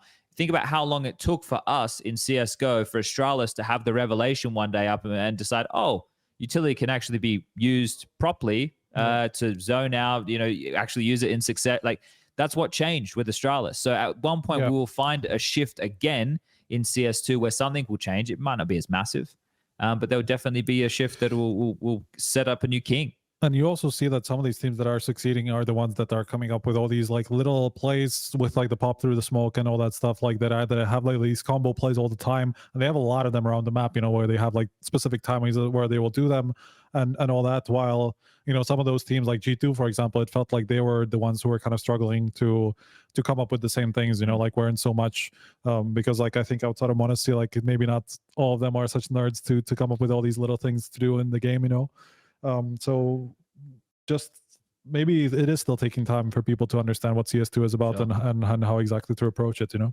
that makes sense. That's just not for Vitality either. You got anything else you want to say about Vitality, Prof? No, not really. All right, who else is on your laundry list? Is Astralis on there? No, we should do ads, Skinionaire, and Tierlist after that. Best esports odds. VIP program and a variety of bonuses. Fast and easy withdrawals. Bet on every possible CSGO matching tournament, as well as any other esports game. Only on 22Bet. Do you want to change your boring old skins for awesome new ones fast without losing a lot of value and without the risk of getting scammed? Go to tradeit.gg and safely trade your items within 60 seconds. Just select which items you want to trade from your inventory and choose whatever skin you want from Tradeit's inventory. Click trade, verify the trade on Steam, and you're good to go. With the biggest inventory available for the lowest trading fees on the market, tradeit.gg is your go-to whenever you want to play with new skins. Oh, and we are back. Striker disappeared. I think he's gone to the bathroom, but we'll get him here shortly. Did you say we're going to do Skinionaire, Prof? Yeah, we can start with that actually. Okay, so do we need? I guess we should wait for Striker to return. I mean, we can start without. It's for you anyway. So, what's the theme? The theme is just Katowice. Oh, okay. Katowice I've been coming in since 2014. I only missed 1 year, 2016. It's the only year, and I was here, but just not for the Spodek event. I was here for the my last ever tournament was it losing to Splice on Cobble. That's rough. Yeah, pretty fucking rough. And someone else lost to someone else as well, but it was here in Katowice. Yeah, sad, man. Anyway, we're gonna do Skinionaire right now. All right, let's do it. All right. Crying? You're crying. I am crying, Lucas. I'm sorry. It's really sad. It's really sad. Oh. I had to record content the other day in the same room that I lost in as well. That was fucking fun. All right, here we go. I guess, Prof, you can read the questions. I can read the questions. Wait, hold up. Let me do the whole intro thing. We're going to do Who Wants to Be a Skinionaire, brought to you by Tradeit.gg. 5 questions, multiple choice. Every question I get correct will move the ticker up. A grand prize of $50 skin voucher for Tradeit.gg is on the line. Type Trader in chat right now for your chance to enter the raffle. I say it again. Trade it in chat right now for your chance to enter the raffle. Let's get it on. Okay, let's start with the question number 1. That's the best one to start with. Here we go. I'll be clicking for you. You can't be the best at everything. Donk averages a 0.02 in what stat at Katowice? Flash assists per round, traded deaths per round, or utility damage per round? Flash assists. I haven't looked at his stats. So 100%, because I actually was looking at like it's not traded because like this in positions there's absolutely no fucking way you're not getting traded. Yeah. And his utility damage is actually is good. Like it's on a good level. He's even good in that, by the way. I'm gonna lock like it 5.0. So it makes sense. His flashes are bad. Yeah, you don't need a flash. No flash needed. He is the that's Monte. All right, nice. 1 from 1. Okay, question number 2. Which of these teams played the least maps in Katowice? Was it Vitality, BetBoom, or M80? Has to be BetBoom. They got 2-0'd. Played the planes only. They lost to EF 13-1. They started CT side nuke And and they got lost one to round. And then they had the follow-up game. Yeah, against they got Cloud9 and screwed the whole 2-0. tournament, right? Yeah, I think you're right. I think you're right. Boom. Yeah, because Well, Vitality again- played 2 series, right? So and they Yeah, actually boom. didn't lose 0-2 both times. So Because M80 won a map as well. They beat Rooster. Vitality also won a map, right? I don't know. Am But I they were crazy? playing best of 3. So it could have Yeah. only been between M80 and Bedboom Yeah. anyway. Bedboom fucking sucked at this event. There you go. Next one. Heroic, Cloud9, and ENCE played the most in Katowice, but who had the most kills so far? Electronic, Diha, or Nerds? And this is including the play-in and the group stage. This is like out of those 3 teams, not or out of everybody. They are also on top of out of all teams. Okay. Well, then it would have to be Electronic, right? They played I overtime. mean, they played a games. bunch of overtime, but they went out and the very play, early, though. but the play-ins. Oh, okay. Whereas But ENCE ENCE and went Heroic straight. were both already in. No, neither of them. Both of them weren't from the plan. They did. Oh yeah, Both that's of- both of right. them went for the plan. Of course, because Astralis got knocked out by ENCE. I mean, That's Nia right. was pretty good. Nerds had some great games. Electronic had a good tournament though. We got 10 10 seconds. seconds. God, I don't think I don't think it's Electronic. I want to go Nerds then. I would edge towards Nerds because Let's go Nerds. Okay, let's go Nerds. He played a lot of overtimes too. Yeah. But I don't know what his. Okay. Because they played that first G2 series. Yeah, and they played like 3 overtimes Yeah. across the first 2 maps Yeah. or whatever. Yeah. All right. Well, we got there. Lucky we fucking There you saved go. it. yeah. Good thinking. Alright, Good alright. thinking. Question number 4. Roland had a 1.26 rating in groups. What is the last time he had a 1.26 rating or higher at a big event? Well, it's either B or C. Was it I was gonna 22 say, with NIP, 2019 with Fnatic, or never? Unless it's a trick question. I don't. He's been terrible since Fnatic days. That's my point. That's my thinking too. But I mean, he still had big events. In the Organ Krieg era, Brolin fucked. Yeah, could be 2019, right? I would. That's what I would. Let's feel. go. I mean, that makes the most But we sense. might be to wrong me. because it may be never. It could be never, but I don't think it was never. Oh, let's go 2019 with Fnatic. I know his peaks weren't like super high. Could be never, but I think it's 2019. Locking in 2019. Yeah. Come on. Okay. No, man. Like I remember this thing about him not having like the massive like tournament peaks, but I still figured that must have happened. His highest was the 1.22 at Pro League, the online one. Ah, So okay. And they won that one. And he yeah, did he get that was the MVP. out for that, right? That was the MVP. Yeah. Okay. Okay, last question. One map has been played significantly less than the rest, just 7 times. Which one? Overpass, Mirage, or Inferno. Inferno? Inferno. Fucking Bersha destroyed me with a stupid little tweet. To be fair, this is stats. I like looking at the maps. I would have got this one regardless. So we got 4 out of 5. That's a $15 skin available for some lucky winner at home. All right, very stats driven this evening, Prof. Yeah, You like your numbers. but Or like- interesting. I would say I found interesting ones. Yeah. No. We already spoke about the Inferno stuff, so we don't need to delve too much into that. Lucas, who won the skin? Hurricane. but- Hurricane. Yeah, Hurricane. Okay. It's pretty I interesting. feel like they've won It's funny. before. Is their name one? I feel like we've seen maybe once upon a time. Regardless, congratulations. Sorry we couldn't get you the 50. The best we could do is the 15. That is going to be Skinionaire, brought to you by Trader.gg. And you're our lucky winner for this week. Yeah, you'll be the carryover champion. We'll bring it. No, you won't be the carryover or anything. All right, there is his name. Hurricane. All right, with a 1 and a capital K. All right. Now, to round out the next half an hour, we're going to do a tier list. So we're going to go through all 24 teams of Katowice. And we're going to kind of place them with...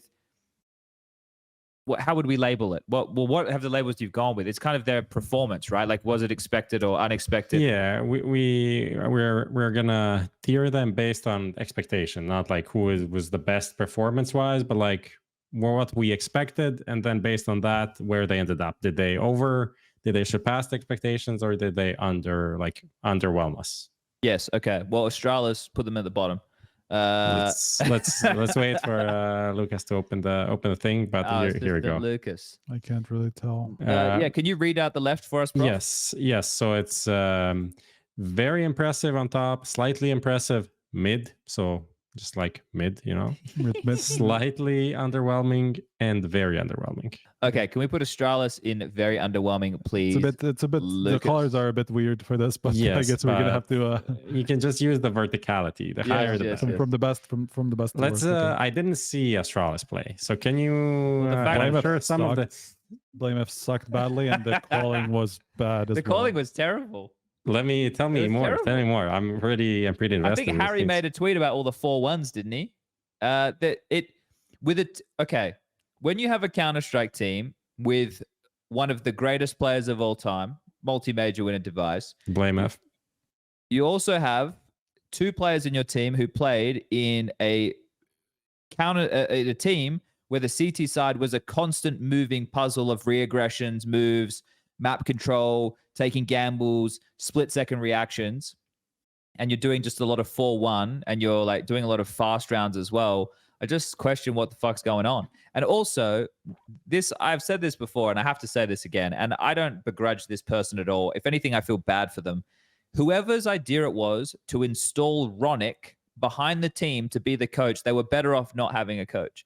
Because every time I see him tapping Device on the shoulder to get a fucking fist bump, I was just infuriated. I was seething. I was like, who is this kid? He's not even talking during timeouts. Why is he here? Just have nobody there. That bothered me. But that isn't why Astralis were bad.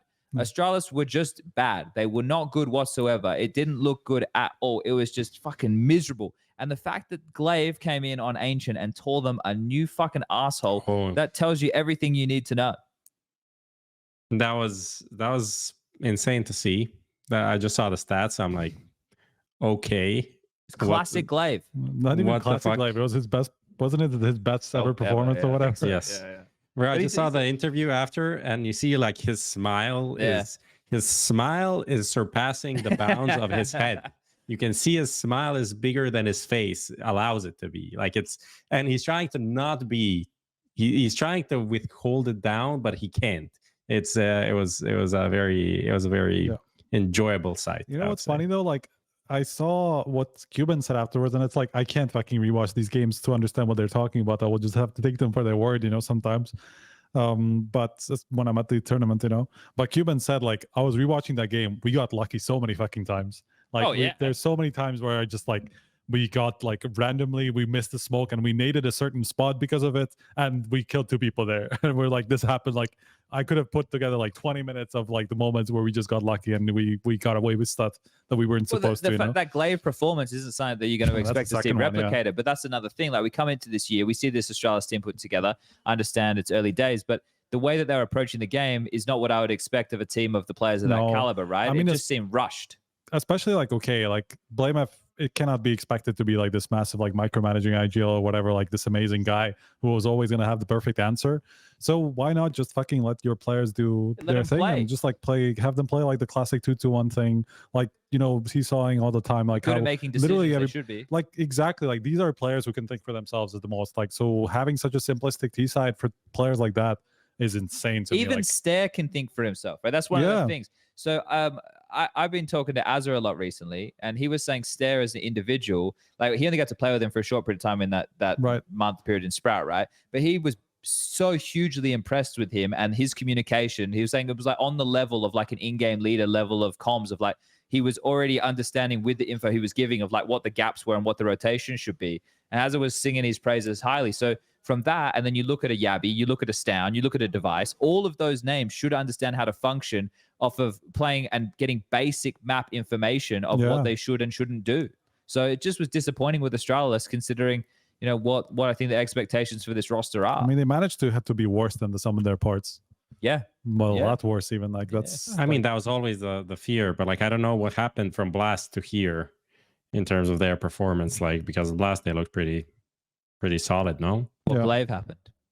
Maybe that's what happened. Yeah, they lost. Didn't they lose to Heroic and ENCE? Yeah, first Mirage to Heroic. Rooster, where would you put him, Prof? As expected. I didn't see anything from Plains, so I would say mid probably. Yeah. Well, I didn't expect him to do anything, and they didn't do anything. Yep. Yeah. I think we could probably do the same with M80 because they unfortunately didn't have Manx. That was standing, yeah. Yes, that's a bit unfair for them. Yeah, whack them there. Slightly better. I mean, we can put BB on the bottom as well. I think. Yeah, Bad agreed. Boom, Yeah. Bad Boom are pretty horrible. I would I'd also say- put. Yeah, go ahead. I'd say the Rebels guy is probably very impressive. I would say The fact they at made it least out on of these. play-ins. Yeah, I would say so too. Yeah. But I'd only go slightly. Rebels is the red one next to Navi, Lucas. I would only go slightly because their bracket was In the play-in was easiest pretty bad, yeah. fucking thing in But the world. but to be fair, Okay. like though they then kind of put up a decent fight against FaZe, and they maybe even were supposed to beat Falcons at one point. Like so, like in that, Okay. like we could not have expected that. Considering from Okay, them at all. you would have written them off as completely like Like getting compared to banged the out. expectations. expectations, I think they do deserve All right, to fine. be in the top. Put him in the top. I think that's Lucas. pretty good. That's fair enough. By the way, Flay looked amazing. That Bobby guy, Flay, celebrity Bobby. chef Bobby Flay. yeah. But he had like that last game where they got eliminated. Like that, like he did not deserve to lose it. Let's just say that. Who else can we start whacking in quite easily? Complexity. Should we put them in? What was like it? second last. I Yeah, don't know. what was the second last category? again? Slightly underwhelming. I'd say probably there. They've been Yeah, but on, they were- a, yeah, on a downward spiral already. So it's what we Yeah. expected. kind of more Yeah, or let's- less. Complexity, complexity. in between the green one and the ENCE one. Yeah. That there, yeah, right there. Good. I had one that I couldn't Big? fucking. I mean, Big, I haven't. Yeah, you fill me in there. That's also from the play. I don't think. Close but no Oh cigar. Jesus, that was the fucking other game where they get eliminated by one round, man. They 12-10 on Ancient. They didn't win against who was it they Uh, played? Fuck. Was that the Compl- Apeks game? It was Apeks. Yeah, and Yeah. they had a 3v5 advantage. They get Sin, who's been having a rough series. He struggled on Vertigo, goes cave, gets 2 opening kills. Bang, bang. 3v5 situation. They're going to head towards B. They leave the bomb outside B doors, which is pretty classic. You do that a lot on Yeah. Ancient.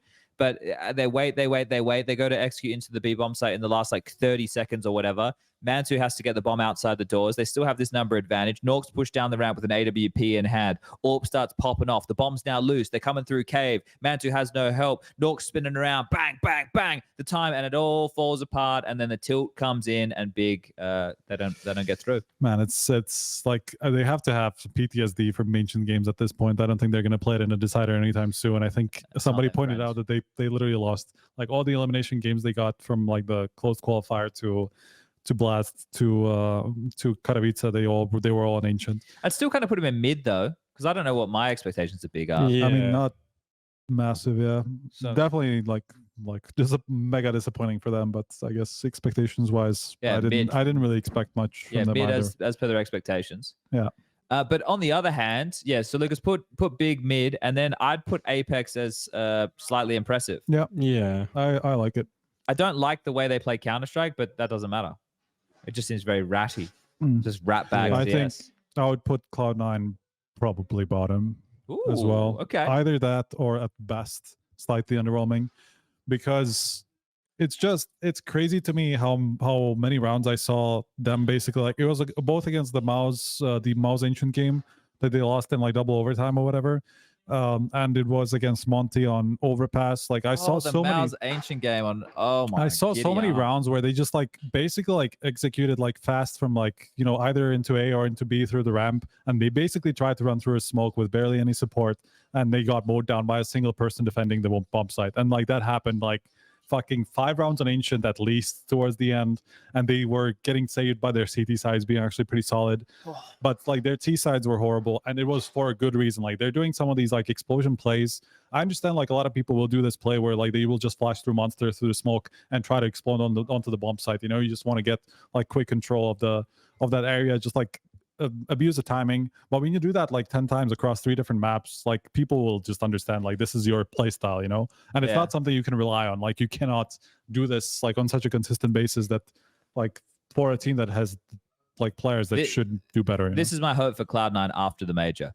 I Yeah. hope that, and I know he's not for sale, so this is just my hope. I understand. I know this is just We my, know who my- you're talking my- about already. My fetish here is they get rid of Hobbit and Axile, and they bring in Monashi and Bit. Okay. That works. Isn't that It like the works. low tier Although rumor? maybe a little bit too like Yeah, it might be a rumor. crazy. It might be a bit crazy for my taste. Like everybody from that team was just kind of like just going ho. I'd be fucking sick. Like I think they would throw lefts and rights. FURIA, as per expectations. I don't Honestly- even know. I don't honestly, remember even who they yes. played. Didn't they? Honestly, yes. They got eliminated. No, not eliminated, but they lost to Mongolz again, right? Yeah, they did. Who was the That second game? I don't we even remember predicted now. that, right? Yeah, we predicted did. that. Yeah, we did. Who was the second game? Apeks. Apeks. Yeah. Oh, was it? Okay. Yeah, and that was pretty shit as well. The first two don't- maps I they haven't- I started in didn't see massive that, I holes and think. battled back, and then they had, I think it was the third map. Didn't Yuri crash or his monitor went off or some shit? Yeah. We had a I mean, few it, of those. it was kind of in a position where I don't think he would have won it anyway, but Yeah, still enough to get the crowd up. in yeah. I mean, arms. of course.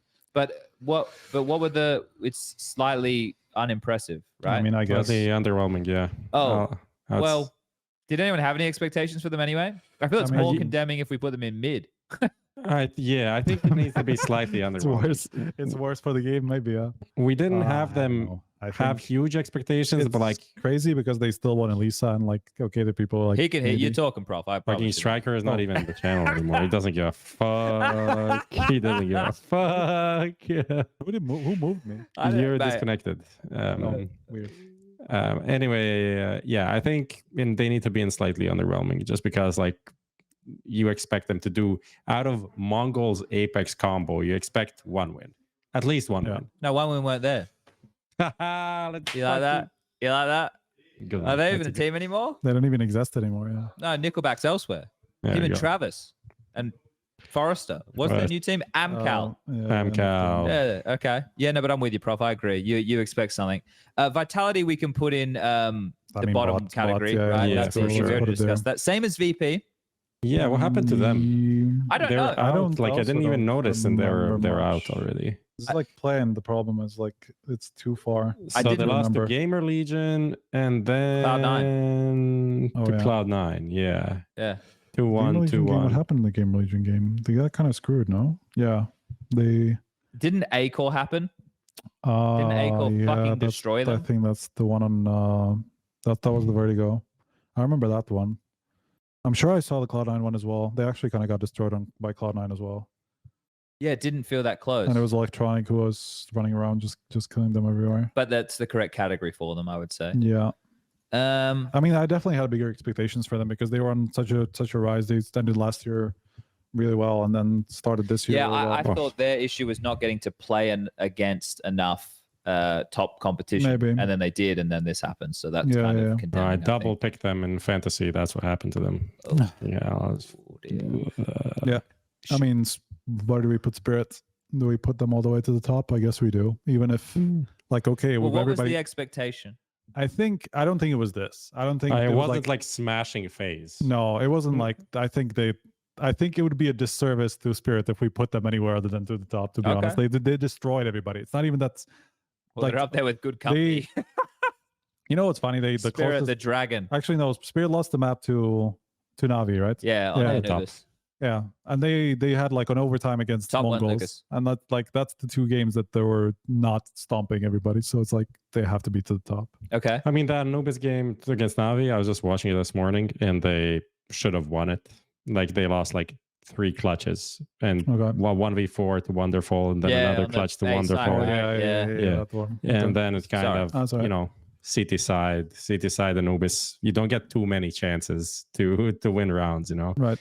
So that was it. And mistakes are amplified. Like you have to capitalize on all of your moments in MR12. And if you don't capitalize on your moments and you screw a couple of moments, fuck. Yeah. Mm. I mean, just whack Fucking ENCE in over. the same category, I would say, right? Oh, for sure. I mean, Yeah. it's kind of Who crazy. had any expectations for ENCE? I think I am a little bit concerned with how they got destroyed by MOUZ at the end. I don't know if it's just yeah, because but the they. job done, the big release. I get it, emotion, yeah, qualifying yeah. for the arena. I guess they the just- brown one, Lucas, next to the green one, and the figure 8. And No, no, no. ENCE, second ENCE. row, bro, you don't know what ENCE looks like or what? I think he's trolling. All the Top way to one, the top top. one, top one. Easy for ENCE. But yeah, I think obviously they perform far better than I think any of us could have expected. Glave's pop-off performance is being a key in some of their matches, them still being good on Vertigo considering the 9 core. Yeah. But what I think is interesting Hades about that, has been great as well. I think yes, yeah. But I think it's interesting that the whole 9 core conversation and then the A defenders for ENCE, which in my opinion is, well, actually both bomb sites are pretty fucked, but it's Glaive and Diha. So it's the 2 Right. members who weren't part of 9 having to lock down quite. But I guess if they've disseminated anyway, if they've taught them the ways, Inseminated. that's the one. That's the one. To do with the information of how to approach the map and whatever. So then, yeah, I guess they understand that theory. Yeah. Um, They also, by the way, said that they haven't worked on their CT sides at all.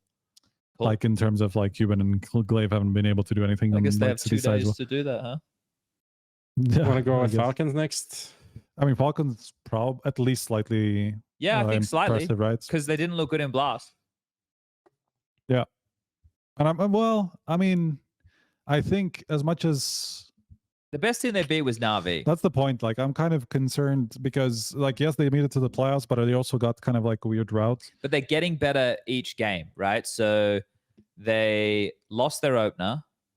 They went 3. they lost went to EF. They beat Rebels. They almost lost to Rebels. That's the point. Like, Yeah, that's kind of like yeah. there was a moment where they could have been out in last place. you know? But then Pius came alive. I mean, that's fair. That part is fair. I didn't know what to expect from him. He had a decent He's blast. back. He had a decent blast, and he's had a good tournament now. So I'm definitely back on the train of some okay. Like, I was kind of waiting for Pius to see if like his CS2 form was going to be better. It seems like it is improving. So yeah, I mean, I'm fine with them being here. EF, I'd also go slightly impressive. I think for me, I don't think I was sleeping on them as much as I think the general sentiment was, because I think that Madja has a very good understanding of like Counter-Strike macro, and I think they play good team CS. And we'd already seen what Wakadia can do from Pro League, right? Yeah. And he was fucking sick there. And I think considering how Counter-Strike at the moment is pretty unstable, or weak is the word I use, I think they are a stronger unit than a lot of the names, and they have more reps together than a lot of the teams. We're talking about lots of teams having roster in the last 6 months. These guys have been together for a decent chunk of time. And even Woxic was having some good moments, I thought, which is, I think, the last key piece for them to be a threatening team. They fizzled out in their last 2 matches, I thought. Yeah, and also like I felt like the same thing happened to them that happened in Pro League, where like Wikaria had a good start and like he had some of these pop-off games, and at the end he just I don't know, ran out of steam. And I felt like the same thing happened here. And it's not like I want to put like the losses on him or whatever like that, but it felt like, yeah, he's been great at points, but he still misses that consistency to be able to do this from game to game. I think the calling got a bit complicated as well in their last few series. It became very slow, very fake heavy. And obviously Madge is quite tactical, but I don't know if they could have beaten teams with more direct approaches. Yeah, the FaZe series with the first 2 games being overtimes, right, Prof? Yeah. I mean, it was like, I agree with the placing, but I'm also kind of not underwhelmed, kind of disappointed that they didn't close it out. Like in the way that they didn't close it out, it is the classic underdog behavior of like, you have the chances and then you either overcomplicate things, or you lose an advantage for no reason. There's an overpeak, there's hesitation, and it's just like it's like you're like 11-7 up and it feels like we got this, but then you lose one round and things start getting out of hand, and then it's like an overtime. And then in overtime, you lose, right? So I'm kind of disappointed for them to not make the playoffs, because they could have realistically. But then again, this is how teams like FaZe make their bread, right? This is the standard thing. They don't really follow and like roll over, right? In a series like this. So kind of sad for them, but also overall impressive performance, right? Getting top 8 in Katowice, that's huge. Yeah, for sure. Monte, I'd put mid. Yeah, maybe slightly underwhelming even. Just because I think they're also in the same. Monte. I think they were also in a similar category to VP, where they were like finishing out last year pretty well.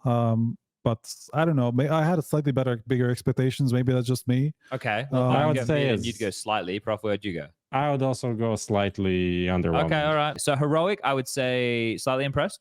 Yeah. Yep. I would think so. Yeah. I mean, they playing above what I expected. They nearly beat G2, beat Vitality, right? So like it's that's better than I would have expected. They ran out of gas by the second time they played G2. But I still was surprised that they even. But they were still. I mean, they were still in a position where they could have won that game. I mean, they lost like the second time. Yeah. I was casting. I didn't get to see it. Oh, sorry. I didn't get to see that one. Oh, okay. I was like, how did you cast it and didn't get to see it? No. There was a point where, like, first of all, it was like on Vertigo, they played like there was an Exa 1v3 that came at a really bad time. where they just like from there they finally turned it around and they won that vertigo. Bro, and then on Nuke there was like forced buy win where that game kind of swung it as well. So like there was a way where Heroic would have been in the playoffs. I think that vertigo game after it, if I was on Heroic, I think I would have broken 2 to 3 tables. Like the amount of bullshit rounds that they lost. That like Nexa lurk double kill. Oh, through mid, I did see the highlight of that where they lined up. He wasn't even shooting. It's like he's not shooting at this guy. He kills the guy behind and then kills this guy. And then, of course, gets the last kill also. Why not? Like the amount of rounds that they lost like that, completely rage-inducing. Like props for them through like, I didn't see anyone like punch a table or something. It was insane. But I mean, there insane. was definitely a world where G2 would have lost that game. Like they got kind of saved. Sure. What about G2? Where would you guys put them? I would say at the moment, maybe kind of mid. I don't think they've. Look, They're top 6. Yes, but do we expect worse from G2 or what? No, that's true. So that's the point. Like at the moment, I think they're kind of where we expect them. I don't expect. Can we them put to go... Monte in the top? Yeah. Let's put Monte in the top, and then everybody else. No, I think Nico actually Nico had pop-off games like to get them to the playoffs on the last day, like yesterday. I think that's has to be said, and it's like I think he's getting a lot of flack for no reason. Like everybody saw like his start in CS2, and they're putting him in the same category as Hunter, which is like that's crazy because like this year Nico's actually been solid. Yeah, like. In last groups, he was solid. He's been solid. Like he had pop-off games now. He had like I think his floor is worse. You can tell that he has some like worse games than he would have had otherwise. Like he doesn't have these like disappearances. He didn't have these disappearances as he did. Like I don't remember what was the first game they played.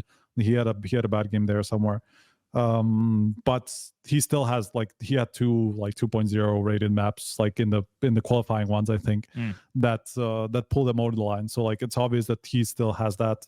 Monte is obviously still there. Nexa actually had moments like that 1v3 and like whatever in the 3v5 where he turned it around. Like they've had some good individual moments, and it's still kind of like okay, can Hunter actually be a good third star as he'd been before? At the moment, no. Because right now, no, definitely not. There'll be a stage match soon, so maybe he gets some better work done. Yeah, he's the guy who usually steps up in those moments. So let's see if that happens this time.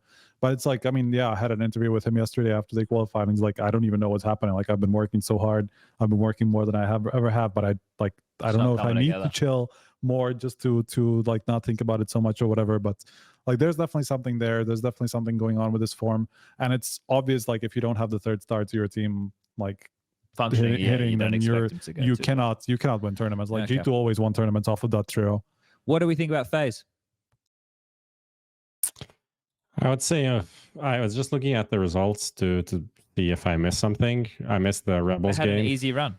Yeah, I mean, I would say it's slightly underwhelming. Yeah, same. Just because I wouldn't have expected them to get blown out by Spirit so much. I think maybe it was also like one of those games where they just like didn't have Rain turn up at all. I mean, he was getting fucked by Donk, to be fair. Like it's kind of like I think I don't know what it turned out to be, but like the first map was something like he got like 1-7 by like the duels between Donk and Rain were like 7-1.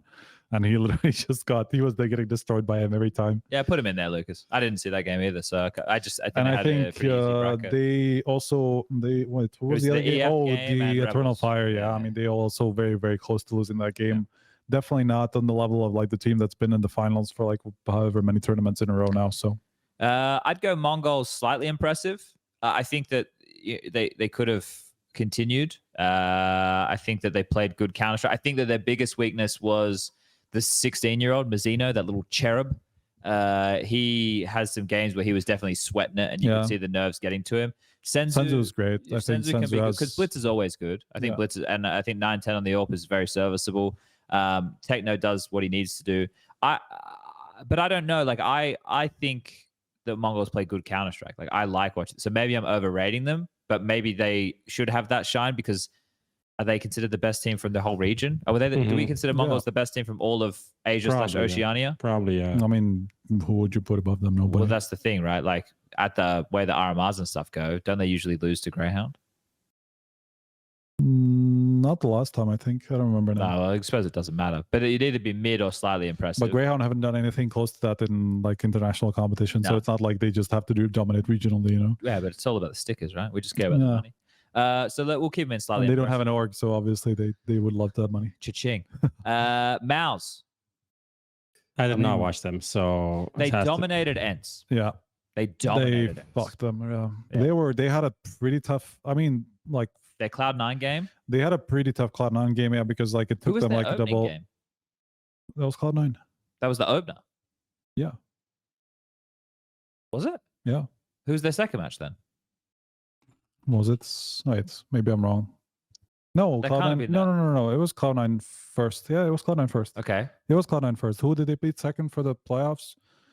Gamer Legion. Gamer It was Legion made Gamer it. Legion. Yeah. Yeah, you're right. It was Gamer Legion in the second game. Yeah, Right. yeah. Okay. So they beat. Okay. So I don't know. I guess. I mean, they had a kind of a rocky start. Brolin had a terrible first map and then started actually performing really well from that first game. I think he's like 130 ratings in every map since then. Like he's actually been performing super well. I wouldn't. Oh yeah, never mind. I mistook MOUZ for FaZe. I'd say. I mean, considering we weren't Slightly sure. impressive. Considering we weren't sure where MOUZ were with Brolin at the Yeah. moment, I would say they are definitely above those expectations to make it straight to the semis. First Yeah. time MOUZ as an org has ever been in the SPUNJ deck. Yeah, whack him in slightly, Lucas. Mhm. Put him next It to is Monte. really. Yeah. I didn't actually realize that Yeah, storyline. First time. Seriously, even like from like their like 2018 whatever team, they didn't make it to SPUNJ. Yeah, someone made a Reddit thread about it. Okay, interesting. Like it was the first time Na'Vi haven't made it in 10 years. I saw that you guys were tweeting about that. Oh yeah. They never missed out, right? Yeah.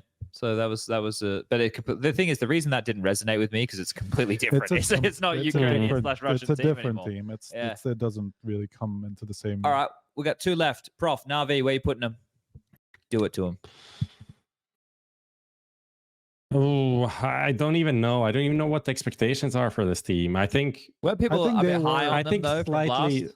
slightly underwhelming. Yeah. I think Yeah. they need to be slightly underwhelming, especially because of the way they lost the Falcons game in the end, which is a horrible game overall. I mean, they got like, wasn't it like 8-0 that Falcons played on Ancient? Yeah, it was a Yeah. 9-3 first half, and then they It won was the pistol. 11. It was 11-3 even. No, Yeah, Or am I crazy? no, 10-3, and then 10-3. Falcons won a 4-spy with Deagles and Smokes on the B-bomb site, and then they just kind of surged to victory from that point Yeah. onwards.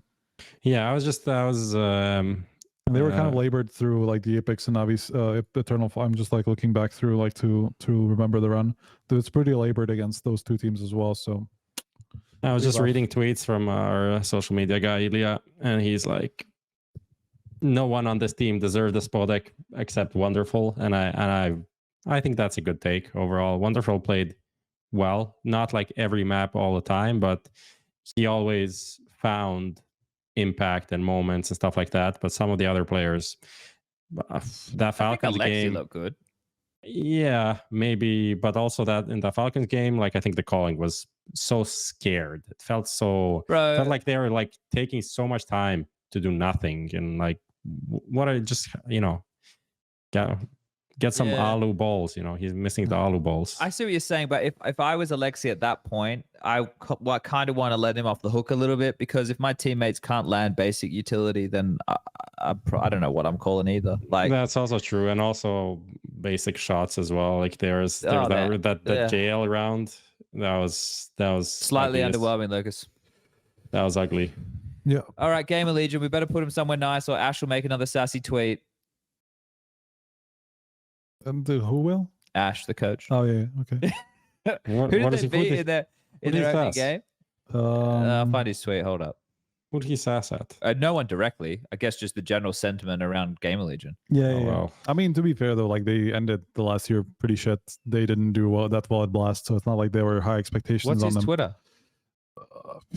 Don't worry, Twitter search will not help you at all. No, no. because I just did it, and then I've just I found a think bunch it's like of. Ash_CSGO. Bro, I don't know. was searching for simple on Twitter and it didn't show up. Bro, we follow each other.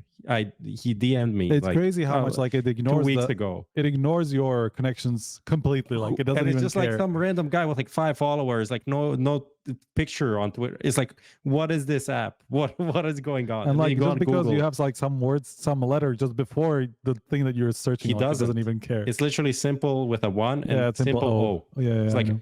I write in simple and it doesn't show up.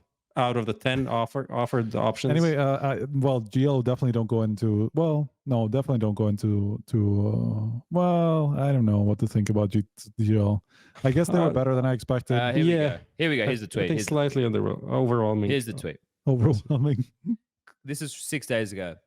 Classic fluke Legion. Can't wait to hear how this win doesn't really count in 2 weeks' time, along with all the others. 2-1 against Virtus Pro. Insane win. Look, if they go out of their armor and all that stuff, I think that will definitely that will actually really not count. You're right. Might age poorly.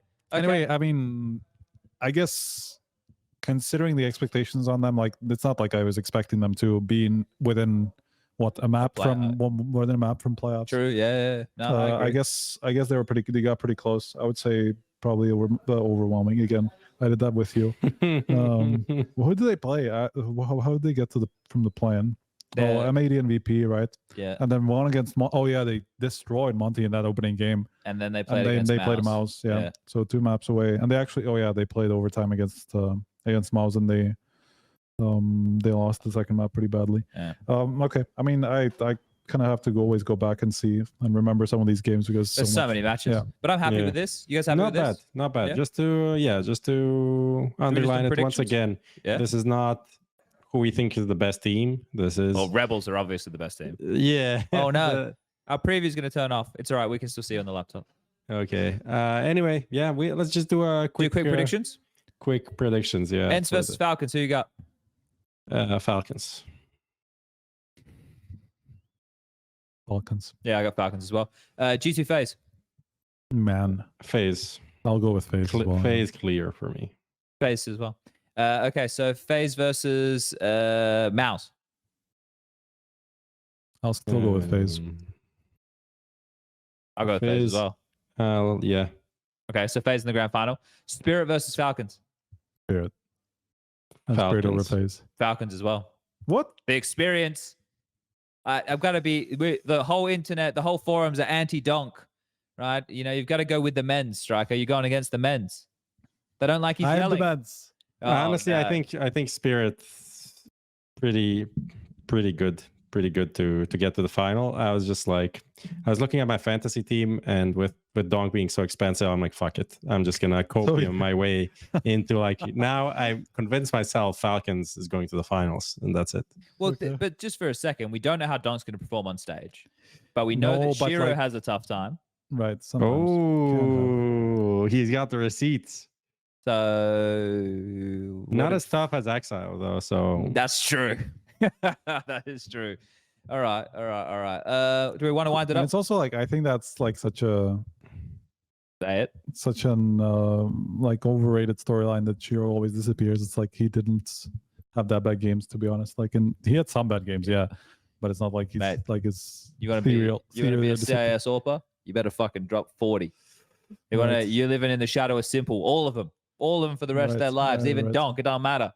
I think Spirit's winning the whole thing. Even ZAAZ is still living in Simple shadow. That's true. Yeah, everyone always going to be in Sasha's shadow. All right, gentlemen, do we want to shut things down? Yeah. 2 hours on the nose. All right, quick shout out to 22bet. Remember to gamble responsibly, and trade.gg if you're in the marketplace for some skins. Check them out. It's been another episode of HLTV Confirmed. It's been an interesting one with Prof at home and Striker and I here in Katowice. We'll say goodnight, and we'll see everybody on the next episode. I don't know what my internet and stuff is going to be like in Romania, but we'll try and work something out for early next week. Romanian internet is good. Okay, so it should be okay. And I believe I've got my laptop and all my gear, so we should be able to do one early next week. Great. All right, Goodbye, everybody. Good night. Yeah. Sorry about the crashes. Bye.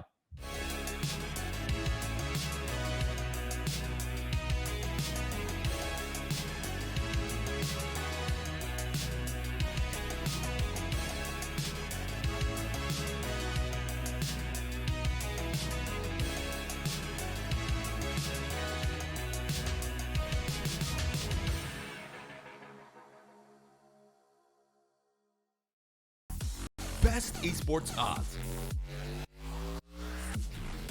VIP program and a variety of bonuses, fast and easy withdrawals, bet on every possible CSGO matching tournament,